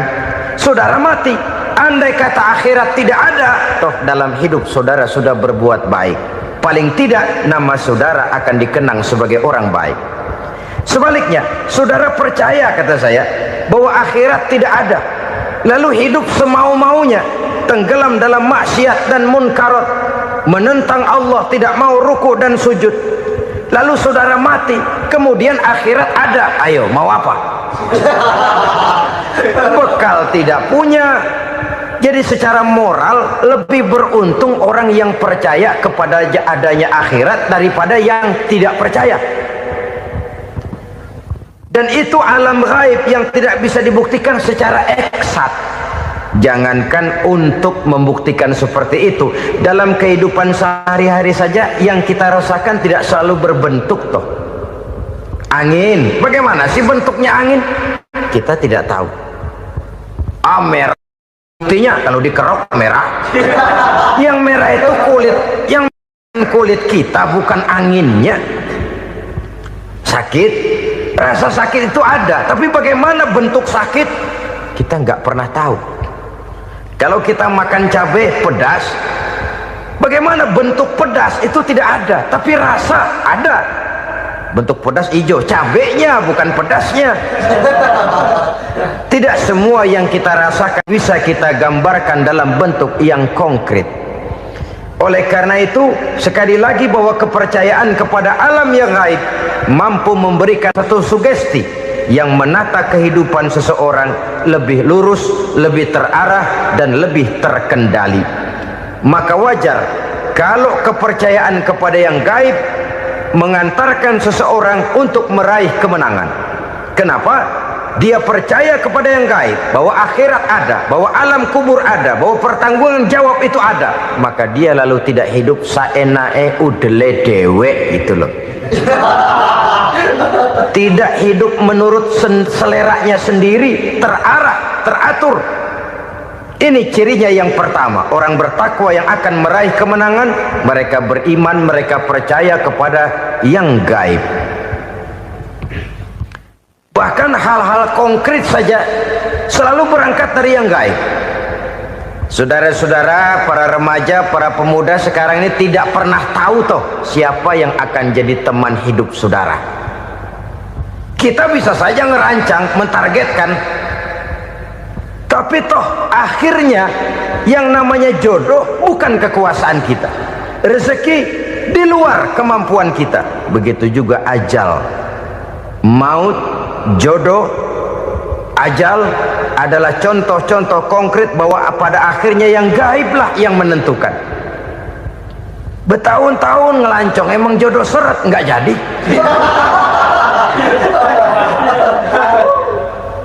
Begitu kenal baru setengah malam nginep ditangkap hansip kan. Hal-hal semacam itu kadang-kadang kita berpikir suuzon, gilet, perempuannya cakep banget, lakinya rebek amat. Memang begitulah jodohnya. Memang begitulah jodohnya. Saudara hadirin ma'asyiral muslimin yang saya hormati, jadi hal-hal yang konkret saja kita yakini sepenuhnya ditentukan oleh satu superpower yang gaib itu tadi. Dari sanalah segala ketentuan itu berangkat dan kesanalah segalanya akan kembali. Maka kepercayaan kepada yang gaib meluruskan gerak hidup seseorang dan itu akan mengantarkan dia kepada meraih kemenangan. Satu. Yang kedua, wa yuqimuna shalah. Orang bertakwa yang akan meraih kemenangan itu adalah orang-orang yang mendirikan sholat. Kenapa sholat mengantarkan orang untuk meraih kemenangan? Yang jelas, inna sholata tanha anil fahsya'i wal munkar. Sholat mampu mencegah manusia dari perbuatan keji dan munkar. Banyak filsafat hidup yang terkandung di dalam sholat ini. Sejak kita wudhu sampai kita menghadap ke arah kiblat, sampai kita melakukan gerak-gerak sholat, bacaan-bacaan yang ada di dalam sholat, lalu sampai kepada mengucapkan salam. Banyak filsafat hidup yang terkandung di dalam sholat. Umpamanya saja, setelah takbiratul ihram mulai kita dengan sholat dalam posisi berdiri, diajarkan dalam kitab-kitab fikih agar kita melihat ke arah tempat sujud. Ini kan filsafat kehidupan. Kalau kamu sholat dalam posisi berdiri, lihat tempat sujud. Jangan sholat mata jelalatan, sebab nanti bisa mengurangi kekhusyuan. Jadi wajar kalau yang dikatakan bahwa yang paling afdol adalah shaf yang di depan. Kenapa? Secara harfiah pengertiannya akan lebih mengundang kekhusyuan. Kenapa? Kalau kita di shaf paling depan di masjid umpamanya paling banter kita lihat tembok. Tapi kalau kita soft di tengah atau di belakang, orang-orang di depan kita pun akan kelihatan. Yang bajunya loreng, yang bajunya genggang, yang bajunya macam-macam. Kita lihat, kadang-kadang kita pikirin, ada yang bajunya bolong. Kita sholat tapi dalam hati, ini orang bajunya robek, yang nggak tahu apa. Ada saja hal-hal yang mengusik kekhusyuan kita. Oleh sebab itu diajarkan dalam posisi berdiri, lihat, arahkan pandangan matamu kepada tempat sujud. Ini kan filsafat kehidupan. Maksudnya apa? Kalau lagi diri, lihat dong tempat sujud. Kalau udah di atas, ingat dong sama yang bawah. Kalau sudah tinggi, ingat dong dari mana kamu berangkat. Kalau sudah berkuasa, bantu dong yang lemah. Kalau sudah kaya, santuni dong yang miskin. Kalau sudah alim, bimbing dong yang awam. Ini filsafat kehidupan. Dalam posisi berdiri, kau lihat tempat sujud. Ini akan melahirkan kepekaan sosial, di mana seseorang mau tahu kepada orang lainnya. Bagaimanapun kaya kita, tinggi pangkat dan jabatan kita, jikalau hidup hanya untuk kepentingan perut sendiri saja, rasanya belum membawa manfaat di dalam kehidupan kita. Tapi efek yang tertinggi sesungguhnya, solat mencegah manusia dari perbuatan keji dan munkar. Perbuatan keji dan munkar, walaupun kelihatannya mendatangkan uang, membawa keuntungan, tapi itu keuntungan semu, keuntungan sementara. Dengan menipu orang lain kita bisa dapat untung, tapi tidak membawa berkah. Dan itu adalah kerugian besar dalam kehidupan kita. Maka untuk meraih kemenangan, harus dimulai dengan membentuk kepribadian yang tegar, memiliki sandaran vertikal yang langsung kepada Allah Subhanahu wa ta'ala. Dan itu hanya bisa kita tempuh melalui jalur ibadah formal yang sudah ditentukan Allah, yakni solat yang 5 waktu. Untuk memperkuat itu, ada solat-solat sunnah, rawatib, nawafil, sebagai terminal-terminal kontrol cadangan untuk memelihara stabilitas temperatur batin di dalam kita berhubungan dengan zat yang maha gaib, yaitu Allah Subhanahu wa ta'ala. Orang sering bertanya, Pak, itu tetangga saya nggak sholat, duitnya nggak habis-habis, Pak. Nggak sholat tapi mobilnya tambah terus. Nggak sholat tapi usahanya makin maju. Tapi di sisi lain ada orang yang rajin sholat, rezekinya butak bener. Anaknya mana kurus, mana korengan.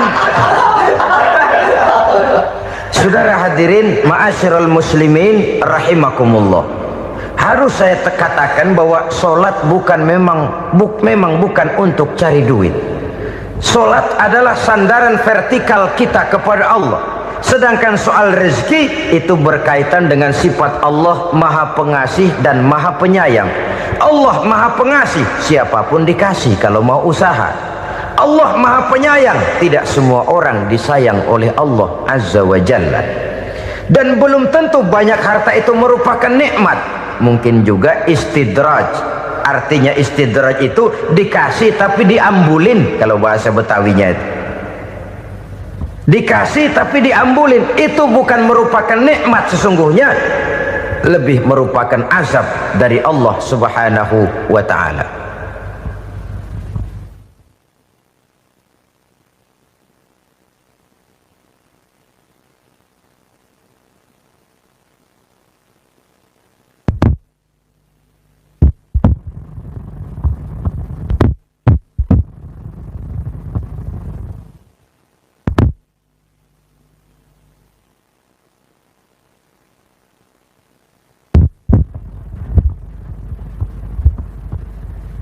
Agama mempunyai sistem solat, dan kita umat Islam telah dituntun oleh Allah Subhanahu wa ta'ala yang wajibnya 5 kali dalam sehari semalam mendirikan solat, dan itu tentu berada dalam jangkauan kemampuan manusia.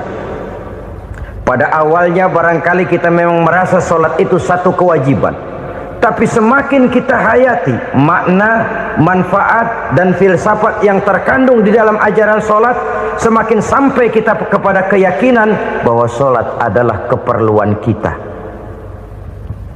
Sehingga pada waktu tertentu dinilai puncaknya, kita tidak lagi akan berkata saya wajib sholat, tapi kita akan berkata saya perlu sholat. Kalau kita sudah merasakan itu adalah keperluan kita, nah di sanalah kita baru akan merasakan ruginya kalau hal itu tidak kita laksanakan. Sepanjang kita masih berkata saya wajib sholat, kita akan lebih merasakan dia sebagai beban ketimbang sebagai keperluan. Yang jelas Allah tidak memerlukan ibadah yang kita laksanakan ini. Dengan kata lain, andai kata satu dunia penuh ini orang tidak ada yang sholat satu pun, Allah tidak akan turun dari jabatan Tuhan. Jangan lalu berpikir kalau kita ngambek se-RW kagak sembahyang Tuhan tekor kali ini ya. Tentu tidak. Itu perlunya kita, bukan perlunya Allah. Dan pada induknya kita akan berkata saya perlu agama. Kalau secara induk kita sudah memerlukan agama, maka konsep-konsep yang ada di dalam ajaran agama itu pun adalah juga merupakan keperluan kita. Baik dia bernama sholat, baik dia bernama puasa, baik dia bernama zakat, baik dia bernama haji, seluruhnya adalah keperluan kita. Dan sesuatu yang kita perlukan apabila tidak kita laksanakan akan melahirkan kerugian di dalam kehidupan. Jangan heran kalau kita membaca riwayat perjalanan hidup para salafus soleh, orang-orang soleh. Ada yang tahajud sampai 100 rakaat, ada yang sholat malam kakinya sampai bengkak. Kita sekalinya bengkak biri-biri. Ada yang sholat membaca surah dalam Al-Quran sampai khotam Quran. Kok mau? Mereka sudah merasakan itu keperluan. Itu saja soalnya. Satu saat pun jikalau kita merasa bahwa itu keperluan saya, kita pun akan melaksanakan seperti itu. Keperluan saya dalam kehidupan. Inilah yang kedua. Yang ketiga, orang bertakwa yang akan meraih kemenangan itu, wa mimma razaqnahum yunfikun. Mereka membelanjakan sebagian daripada rezeki yang diberikan Allah kepada mereka. Mereka infakkan di jalan Allah. Ada satu dialog menarik. Satu hari seorang anak muda bertemu dengan seorang kakek-kakek yang sudah dikenalnya baik. Bertanyalah anak muda ini, "Kek, umur kakek berapa tahun?" 15 tahun, kata si kakek. Anak kakek berapa orang? 1. Harta kakek berapa banyak? 15 juta. Si anak muda ini bengong, lalu protes, "Kok kakek bohongin saya?" "Kenapa?" "Saya tahu umur kakek 70 tahun. Kenapa ngaku 15? Saya tahu anak kakek 5. Kenapa bilang 1? Saya tahu kakek miliuner, miliaran uang kakek. Kenapa ngaku cuma 15 juta? Begini, kata si kakek tadi. Benar, umur saya 70 tahun. Tapi dari umur yang 70 tahun itu baru 15 tahun terakhir ini saya merasakan ibadah kepada Allah. Meninggalkan maksiat, jauh dari segala macam munkarat. Maka yang 15 tahun inilah yang benar-benar saya rasakan sebagai umur saya. Benar anak saya 5, tapi yang 4 susah diatur. Cuman 1 rasanya nih yang bakal jadi si buah hati, belahan jantung, pelanjut cerita penerus sejarah. Cuma 1 ini yang saya harapkan, yang akan jadi anak soleh, yang akan membuat saya menerima pensiunan pahala. Kalau yang 4 apek dah, nggak ada harapan. Yang 1 nyekek botol melulu. Oh begitu, iya. Lalu kenapa kakek bilang harta kakek cuma 15 juta padahal saya tahu kakek uangnya miliaran, depositonya banyak? Ya karena 15 juta itulah yang saya ingat yang pernah saya belanjakan di jalan Allah. Saya merasa itulah harta saya yang sebenarnya, Yang miliaran yang saya simpan di bank kelak, kalau satu saat saya mati, akan jadi rebutan di antara anak-anak saya. Iya, kalau anak saya soleh kayak yang satu ini. Kalau yang 4 tadi udah tulen, dia bakal berantem dah berebut tuh. Jadi 15 juta yang saya belanjakan di jalan Allah inilah yang saya merasakan benar-benar harta saya yang sesungguhnya. Dialog ini patut menjadi bahan renungan kita bersama. Diberikan kita umur 40, 50, 60, 70, 80. Berapa tahun dari umur yang diberikan itu yang jalan mulus, yang kita gunakan untuk melaksanakan ibadah. Banyak harta kita simpan di bank, di lemari, di dompet, di tas. Tapi berapa yang sudah kita depositokan di jalan Allah yang akan menemani kita di hari kita kembali nanti? Maka orang bertakwa yang akan meraih kemenangan, wa mimma razaqnahum yunfikun, mereka membelanjakan sebagian dari rezeki yang diberikan Allah di jalan Allah subhanahu wa ta'ala. Ma'asyiral muslimin rahimakumullah, zahirnya memang kita memberikan kepada orang lain, tapi hakikatnya kita menyimpan untuk diri kita sendiri. Kita memberikan kepada yatim piatu 25.000. Zahirnya kita memberikan si yatim, hakikatnya kan kita cuma nyimpan. Saya berikan, titip kepadamu, ini untuk saya di akhirat. Kau boleh belikan baju, kau boleh belikan untukmu makan, kau boleh bayarkan sekolahmu. Ini untuk saya. Hakikatnya kita nyumbang masjid 1 juta, zahirnya kita berikan kepada panitia masjid, tapi hakikatnya kan cuma titip 1 juta ya, untuk saya di alam kubur nanti. Silakan kau boleh belikan semen, ini uang, belikan besi, belikan pasir. Saya cuma sekedar titip untuk kepentingan saya. Hakikatnya kita cuma sekedar menitip. Sebagaimanapun pada hakikatnya, apapun yang kita miliki dalam kehidupan kan cuma sekedar hak guna pakai, bukan hak milik mutlak. Harta kita, rumah kita, kendaraan kita, kebun kita, pabrik kita, hak guna pakai saja.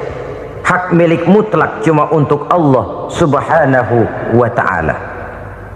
Saudara-saudara kaum muslimin rahimakumullah, ini yang ketiga. Kemudian yang keempat, orang-orang bertakwa yang akan meraih kemenangan, allazina yu'minuna bima unzila ilaika, mereka yang beriman, mereka yang percaya kepada apa yang telah diturunkan kepadamu Muhammad, ay Al-Quran, yakni Al-Quranul Karim. Setelah percaya kepada yang gaib, mendirikan solat, kemudian menginfakkan sebagian dari rezeki yang diberikan Allah, mereka juga lalu percaya kepada yang diturunkan terhadap Nabi, yaitu tidak lain Al-Quranul Karim. Sekali lagi di sini, percaya bukan hanya sekedar percaya saja, tetapi percaya lalu menjadikan Al-Quran itu sebagai pedoman hidup. Sebab memang Al-Quran itu adalah GBHM, garis-garis besar haluan muslim. Apa yang harus kita lakukan, apa yang harus tidak kita lakukan, bagaimana mestinya kita bertingkah laku dan berbuat, seluruhnya tercantum di dalam Al-Quranul Karim. Itu sebabnya ketika satu hari Aisyah ditanya bagaimana akhlak Rasul, beliau menjawab, kana Rasulullah sallallahu alaihi wasallam khuluquhul Quran. Akhlak daripada Rasulullah tidak lain adalah Al-Quran.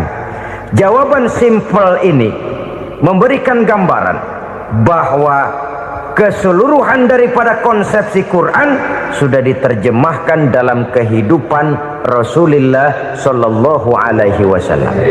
Karena kita tahu akhlak adalah keseluruhan dari gerak hidup manusia, sejak ia berpribadi, berumah tangga, bertetangga, bermasyarakat, sampai kepada berbangsa dan bernegara. Al-Quran tetap memberikan sentuhan nilainya. Oleh karenanya, orang-orang yang bertakwa adalah orang-orang yang menjadikan Al-Quran sebagai pedoman dalam kehidupannya. Dan kita yakini Al-Quran diturunkan kepada Nabi Muhammad bukan merupakan produk Nabi Muhammad. Isi dan redaksinya langsung dari Allah Subhanahu wa ta'ala. Kemudian cirinya yang kelima, orang bertakwa yang akan meraih kemenangan itu, wa ma unzila min qablika.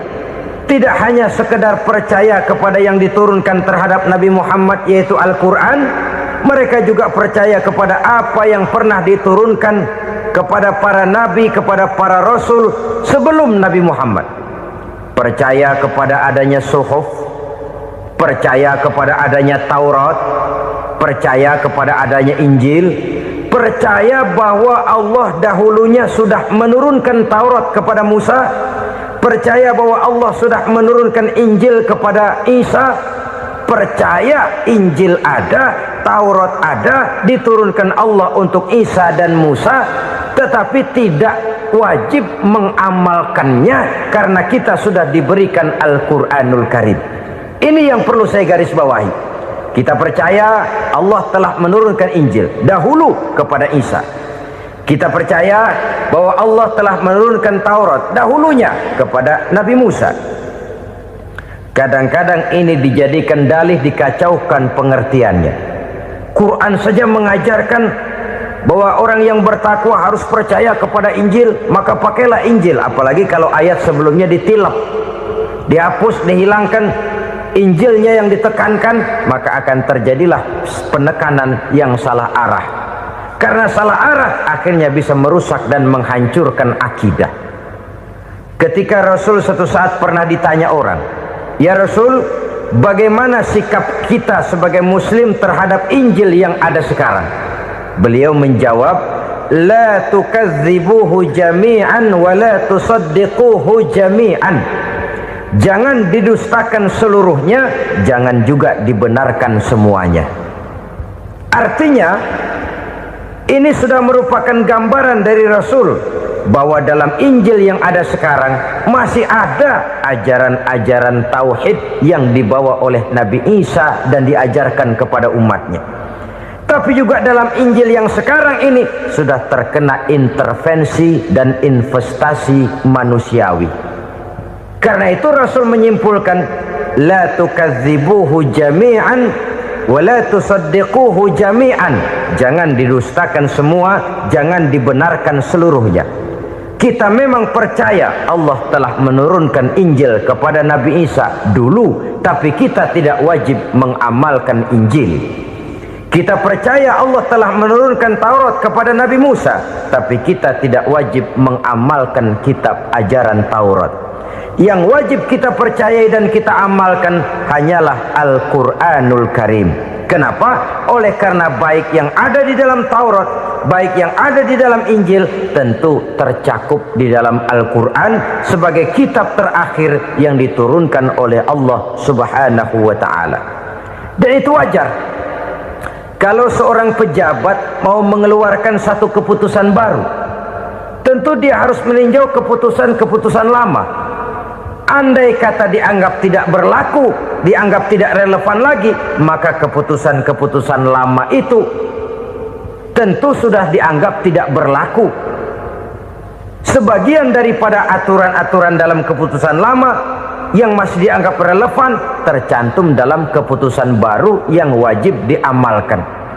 Begitulah hubungannya antara Al-Quran, Taurat, Zabur, dan Injil.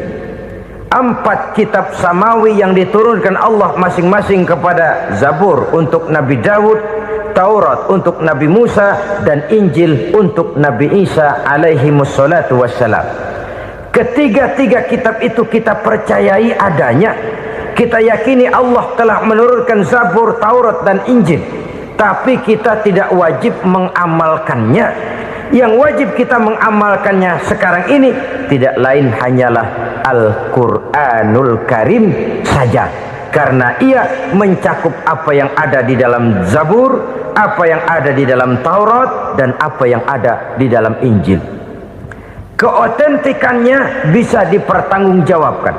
Ya, tapi kan Nabi Muhammad sudah mati 14 abad yang lalu, dan di zaman beliau Al-Quran kan belum dikodifikasikan. belum ditulis, bagaimana keotentikannya bisa dipertanggungjawabkan? Mudah saja. Allah berjanji, inna nahnu nazzalna dzikra wa inna lahu lahafizun. Kami yang menurunkan Al-Quran dan kami yang akan menjaga dan memeliharanya. Allah turunkan Quran, Allah menjaganya. Bagaimana cara Allah menjaga Al-Quran itu? Banyaknya orang-orang yang hafaz Al-Quran. Hafaz Al-Quran 30 juz, 114 surah, 6.666 ayat. Sehingga jangankan satu kata, jangankan satu ayat, satu kalimat saja berubah, sudah akan timbul reaksi dan mudah dimengerti. Kenapa? Banyak orang-orang yang hafaz Al-Quran. Sedangkan pada setiap akhir tahun biasanya malaikat Jibril selalu mengadakan checking terhadap ayat-ayat yang diturunkan pada waktu itu. Di zaman Nabi sendiri sudah ada usaha kodifikasi. Dan yang lebih luar biasa lagi, sampai hari ini tidak seorang pun mampu membuat satu ayat saja semacam Al-Quran. Ke bahasa manapun dia diterjemahkan, naskah aslinya tetap ikut. Rujukan dasarnya tetap ada. Berdasarkan itu, maka tidak mungkin terjadi penyelewengan terhadap atau pemalsuan terhadap ayat-ayat Al-Quranul Karim. Kesuciannya, keotentikannya, kemurniannya bisa dipertanggungjawabkan. Ma'asyiral muslimin rahimakumullah. Oleh karenanya, konsepsi dasar daripada ajaran Islam ini memang tidak lain adalah Al-Quran dan Sunnah. Isi daripada agama Islam yang merupakan iman, Islam dan ihsan, konsepsi dasarnya tidak lain adalah Al-Quran dan Sunnah Rasulullah Sallallahu Alaihi Wasallam. Maka yang kita perlukan sekarang ini adalah terjemahan Al-Quran di dalam kehidupan kita. Dengan demikian, maka gaya kehidupan yang lebih Qurani itulah yang kita dambakan. Kita perlu memang terjemahan Quran dalam bahasa Inggris, dalam bahasa Belanda, dalam bahasa Jepang, tapi yang lebih kita perlukan adalah terjemahan Quran di dalam kehidupan kita. Konsekuen, tidak memanipulasi, ringan sama kita jinjing, berat sama kita pikul. Jangan kalau lempengan ayat Quran tuh kira-kira enak diamalin, keras teriakan kita. Giliran kira-kira ayat Quran itu mukul kepala kita sendiri, diam kita. Itu ciri yang pernah disindir Allah dalam awal-awal Baqarah juga. Ciri beragamanya orang yang munafik. Kullama adha'a lahum masyawfih, kata Allah. Wa iza azlama alaihim qamu. Apabila terang mereka jalan, apabila gelap mereka berhenti. Artinya, kalau kira-kira di Islam nguntungin, rame-rame pada teriak Islam. Tapi ketika diminta untuk berjuang, ketika dituntut untuk berkorban, rame-rame mengundurkan diri. Nasib agama tidak ubahnya seperti daun pisang yang dikait orang di tepi jalan lantaran tak berpayung di ketika hari hujan. Manakala hujan usailah sudah, daun itu pun dicampakkan di tepi jalan, diinjak pula orang nan lalu. Artinya orang menjadikan agama cuma sebagai lipstick, decoration only, tidak konsekuen.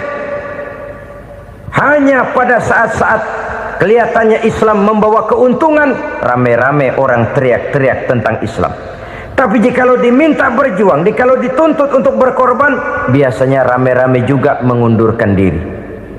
Jangan heran kalau mayoritas hitungan kita, tapi minoritas peranan kita. Kuantitas kita dalam jumlah, tapi dalam kualitas kita lebih sering jadi penonton daripada jadi pemain. Padahal itu sangat tidak boleh terjadi. Umat Islam di Indonesia harus bangkit. Umat Islam di Indonesia harus sadar akan keberadaannya. Tidak boleh hanya jadi penonton berpangku tangan, karena memang agama kita juga mengajarkan untuk konsekuen di dalam menjabarkan ajaran-ajaran daripada agama kita. Kita sering jatuh menjadi umat yang lemah oleh karena kita ini tidak pandai menggalang kebersamaan yang diakibatkan tidak konsekuennya kita. Diistilahkan bahwa umat Islam di dalam menggalang kebersamaannya itu harus seperti orang main sepak bola. Saudara-saudara kan tahu orang main sepak bola itu. Orang main sepak bola, kalau pertandingan belum dimulai sih silakan saja kumpul di luar lapangan, atur strategi yang baik. Tapi kalau pertandingan sudah dimulai, turun ke lapangan hijau, jangan kumpul terus. Ada sepak bola gotong royong, mundur rame-rame, depan ke depan kumpul melulu mainnya, kalah. Orang main sepak bola itu ya harus ada penyerang tengah, harus ada penjaga gawang, harus ada strikernya, harus ada kiri luarnya, kanan dalamnya yang jadi backnya. Posisi boleh bermacam-macam, tapi yang penting saling ngoper untuk menggolkan gawang lawan. Begitulah umat Islam ini. Boleh ada yang jadi pejabat, boleh ada yang jadi pengusaha, boleh ada yang jadi petani, silakan ada yang jadi seniman, ada yang jadi penyair, ada yang jadi artis sekalipun. Tapi kalau sudah berhasil menguasai bola, jangan lupa operannya. Operan itu yang langka. Kita ini muslim kadang-kadang kalau sudah memegang menguasai bola, kalau belum mau mampus, belum mau ngoper. Nanti kalau sudah nggak punya bola, baru mau ngoper. Kalau sudah dengar-dengar mau dekat pensiun, baru mau jihad, baru mau berjuang, baru mau ngurus pesantren. Tanda tangan sudah tidak laku, memo sudah tidak dihargai, baru mau berjuang. Kemarin kemana mas? Kita tidak pandai memanfaatkan posisi. Dengan kata lain, kalau kembali kepada persoalan kita, konsekuensi kita terhadap agama yang kita anut ini belum ideal. Kita masih lebih sering berislam ini pada saat-saat yang menurut perhitungan kita membawa keuntungan. Tapi kalau diminta berjuang, dituntut berkorban, yang itu pun hakikatnya adalah untuk kepentingan kita juga. Allah tidak pernah menuntut kita untuk jihad bagi kepentingan Allah, itu tidak. Berjuang menegakkan agama Allah, apakah untuk kepentingan Allah? Tidak, untuk kepentingan kita. Sebab nilai-nilai jihad itu pada akhirnya akan membawa kita kepada suatu kebahagiaan. Setidaknya kalau tidak di dunia, tentu di akhirat sebagai syahid. Oleh karena itu, pada bagian akhir ini saya ingin mengajak, marilah kita konsekuen. Sekali kita berkitabkan Al-Quranul Karim, mari dia kita jadikan pedoman. Jangan cuma kita jadikan sebagai penghias dinding, pelengkap rumah, bahwa di rumah kita ada Al-Quran, tapi yang baca kecoa. Habis pada bolong tuh Quran. Yang penting kan punya Quran, ditaruh di pintu rumah. Biar apa? Biar kuntilanak kagak masuk katanya. Ya apa itu nasib Quran? Cuma kerjanya jaga pintu, ngusir kuntilanak, ngusir memedi. Bagaimana kita hidup menurut tuntunan Al-Quran? Kadang-kadang tidak pernah menjadi masalah bagi kita. Maka bagaimanakah Al-Quran akan mungkin membawa keberkahan dalam hidup kalau ajarannya kita injak-injak dalam keseharian kita? Mewujudkan gaya hidup yang lebih Qurani, itulah yang akan kita rintis di dalam kehidupan kita, bertahap, step by step, menurut kemampuan yang ada pada kita. Jika jalan ini tidak bisa kita selesaikan, percayalah akan ada generasi penerus yang akan melanjutkan usaha dan cita-cita mulia itu. Jadi percaya kepada Taurat, percaya kepada Injil, sekadar percaya Allah dahulunya sudah menurunkan itu, tapi kita tidak wajib mengamalkannya. Kenapa? Generasi Injil masa berlakunya sudah kedaluarsa. Taurat masa berlakunya sudah kedaluarsa. Injil pernah berlaku untuk orang Nasrani di zaman Nabi Isa. Taurat pernah berlaku untuk orang Yahudi di zaman Nabi Musa. Setelah generasinya berlalu, datang Rasul penutup yang membawa Al-Quranul Karim. Maka Al-Quran itulah yang berlaku menjadi pedoman sampai hari akhir nanti.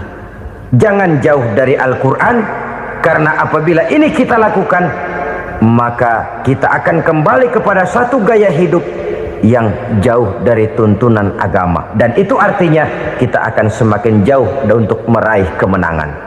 Saudara-saudara kaum muslimin rahimakumullah, Yang keenam, yang terakhir, orang-orang bertakwa yang akan meraih kemenangan itu wabil akhirati hum yuqinun. Mereka percaya, mereka yakin seyakin-yakinnya akan adanya hari akhir, di mana seseorang akan mempertanggungjawabkan seluruh perbuatannya di dalam hidup ini. Dan tidak ada satu perbuatan yang bagaimana kecilnya sekalipun yang tersembunyi dalam pandangan manusia yang tidak akan dibukakan persoalannya di mahkamah Qadi Rabbul Jalil di akhirat nanti.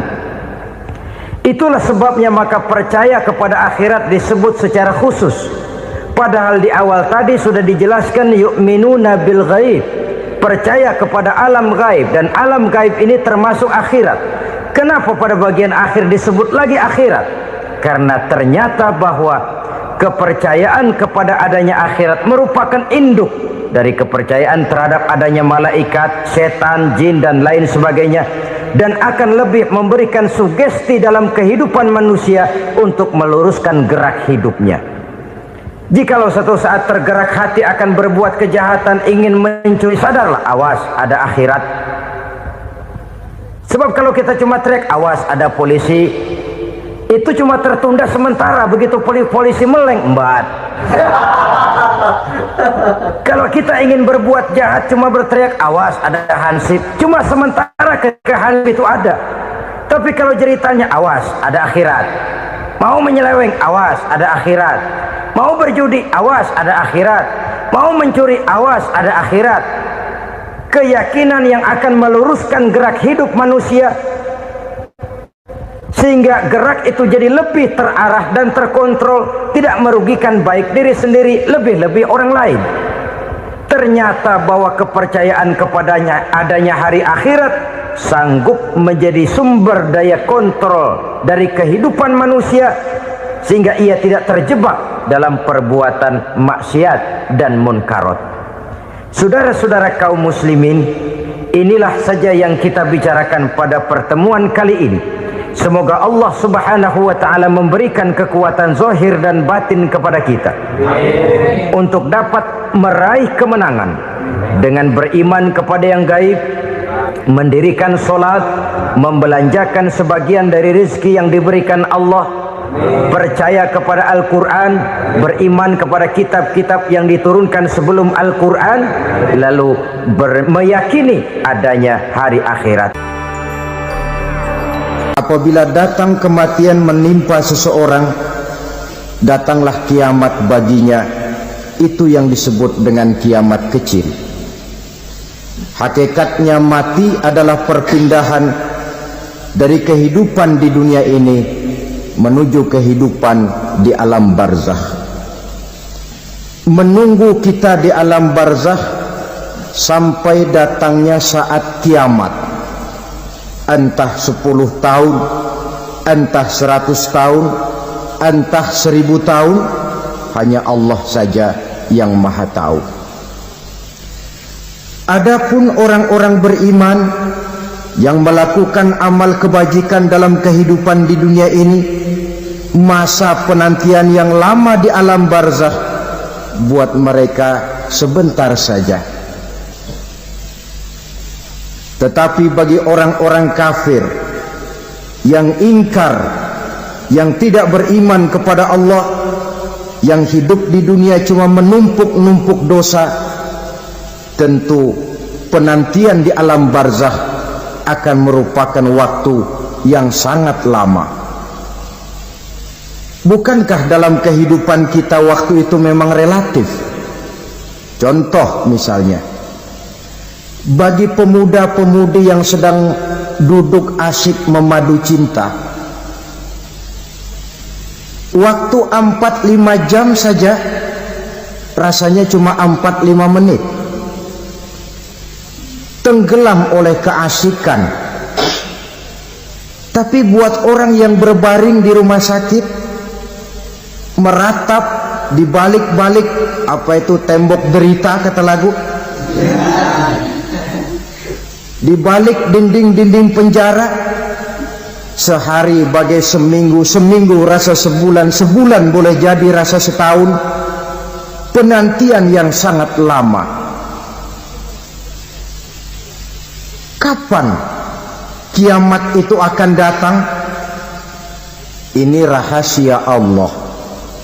Jangankan kita yang orang awam, baginda Nabi sendiri tidak diberitahu oleh Allah kapan kiamat itu akan terjadi. Tetapi sungguh pun demikian, banyak hadis-hadis yang menjelaskan ciri atau tanda-tanda datangnya kiamat. Nah, kalau sudah bicara soal tanda, tanda kiamat itu ada dua. Pertama yang disebut alamatus sughra, tanda-tanda kecil. Ini waktunya masih ada tenggang. Ada yang dinamakan alamatul kubra, tanda-tanda besar, artinya kiamat sudah diambang pintu. Apa tanda-tanda kecil dari datangnya hari kiamat itu?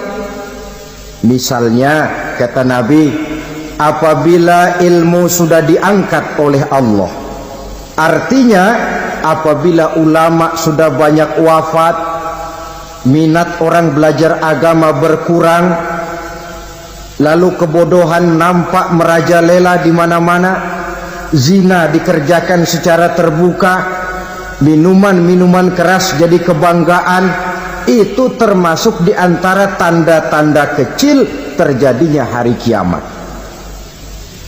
Apalagi misalnya iza waladatil ammatu rabbataha, apabila budak sudah melahirkan tuan. Apa maksudnya? Ada yang mentafsirkan apabila anak sudah bisa membudaki orang tuanya. Orang tua yang melahirkan dia, yang membesarkan dia, demi setelah si anak besar jadi orang berpangkat, bertitel, berharta, berkedudukan, jadilah orang tua itu budaknya. Sehingga sering dibilang kalau orang tua kaya, anak jadi raja. Tapi kalau anak yang kaya, orang tua sering jadi budak. Apalagi munculnya fitnah yang bergelombang, timbul perang antara dua bangsa yang besar, waktu berjalan terasa sangat pendek sekali. Itu merupakan tanda di antara tanda-tanda kiamat. Termasuk di dalamnya sulit membedakan mana laki, mana perempuan. Kan kalau tanda-tanda kayak begini sekarang sudah banyak kita lihat kan. Ulama banyak wafat, penggantinya sulit. Zina dikerjakan berterang-terangan, minuman keras jadi kebanggaan, banyak anak membudaki orang tuanya, sulit membedakan mana laki mana perempuan. Kadang-kadang dari belakang kita lihat perempuan bener, begitu kita colek nengok jenggotan.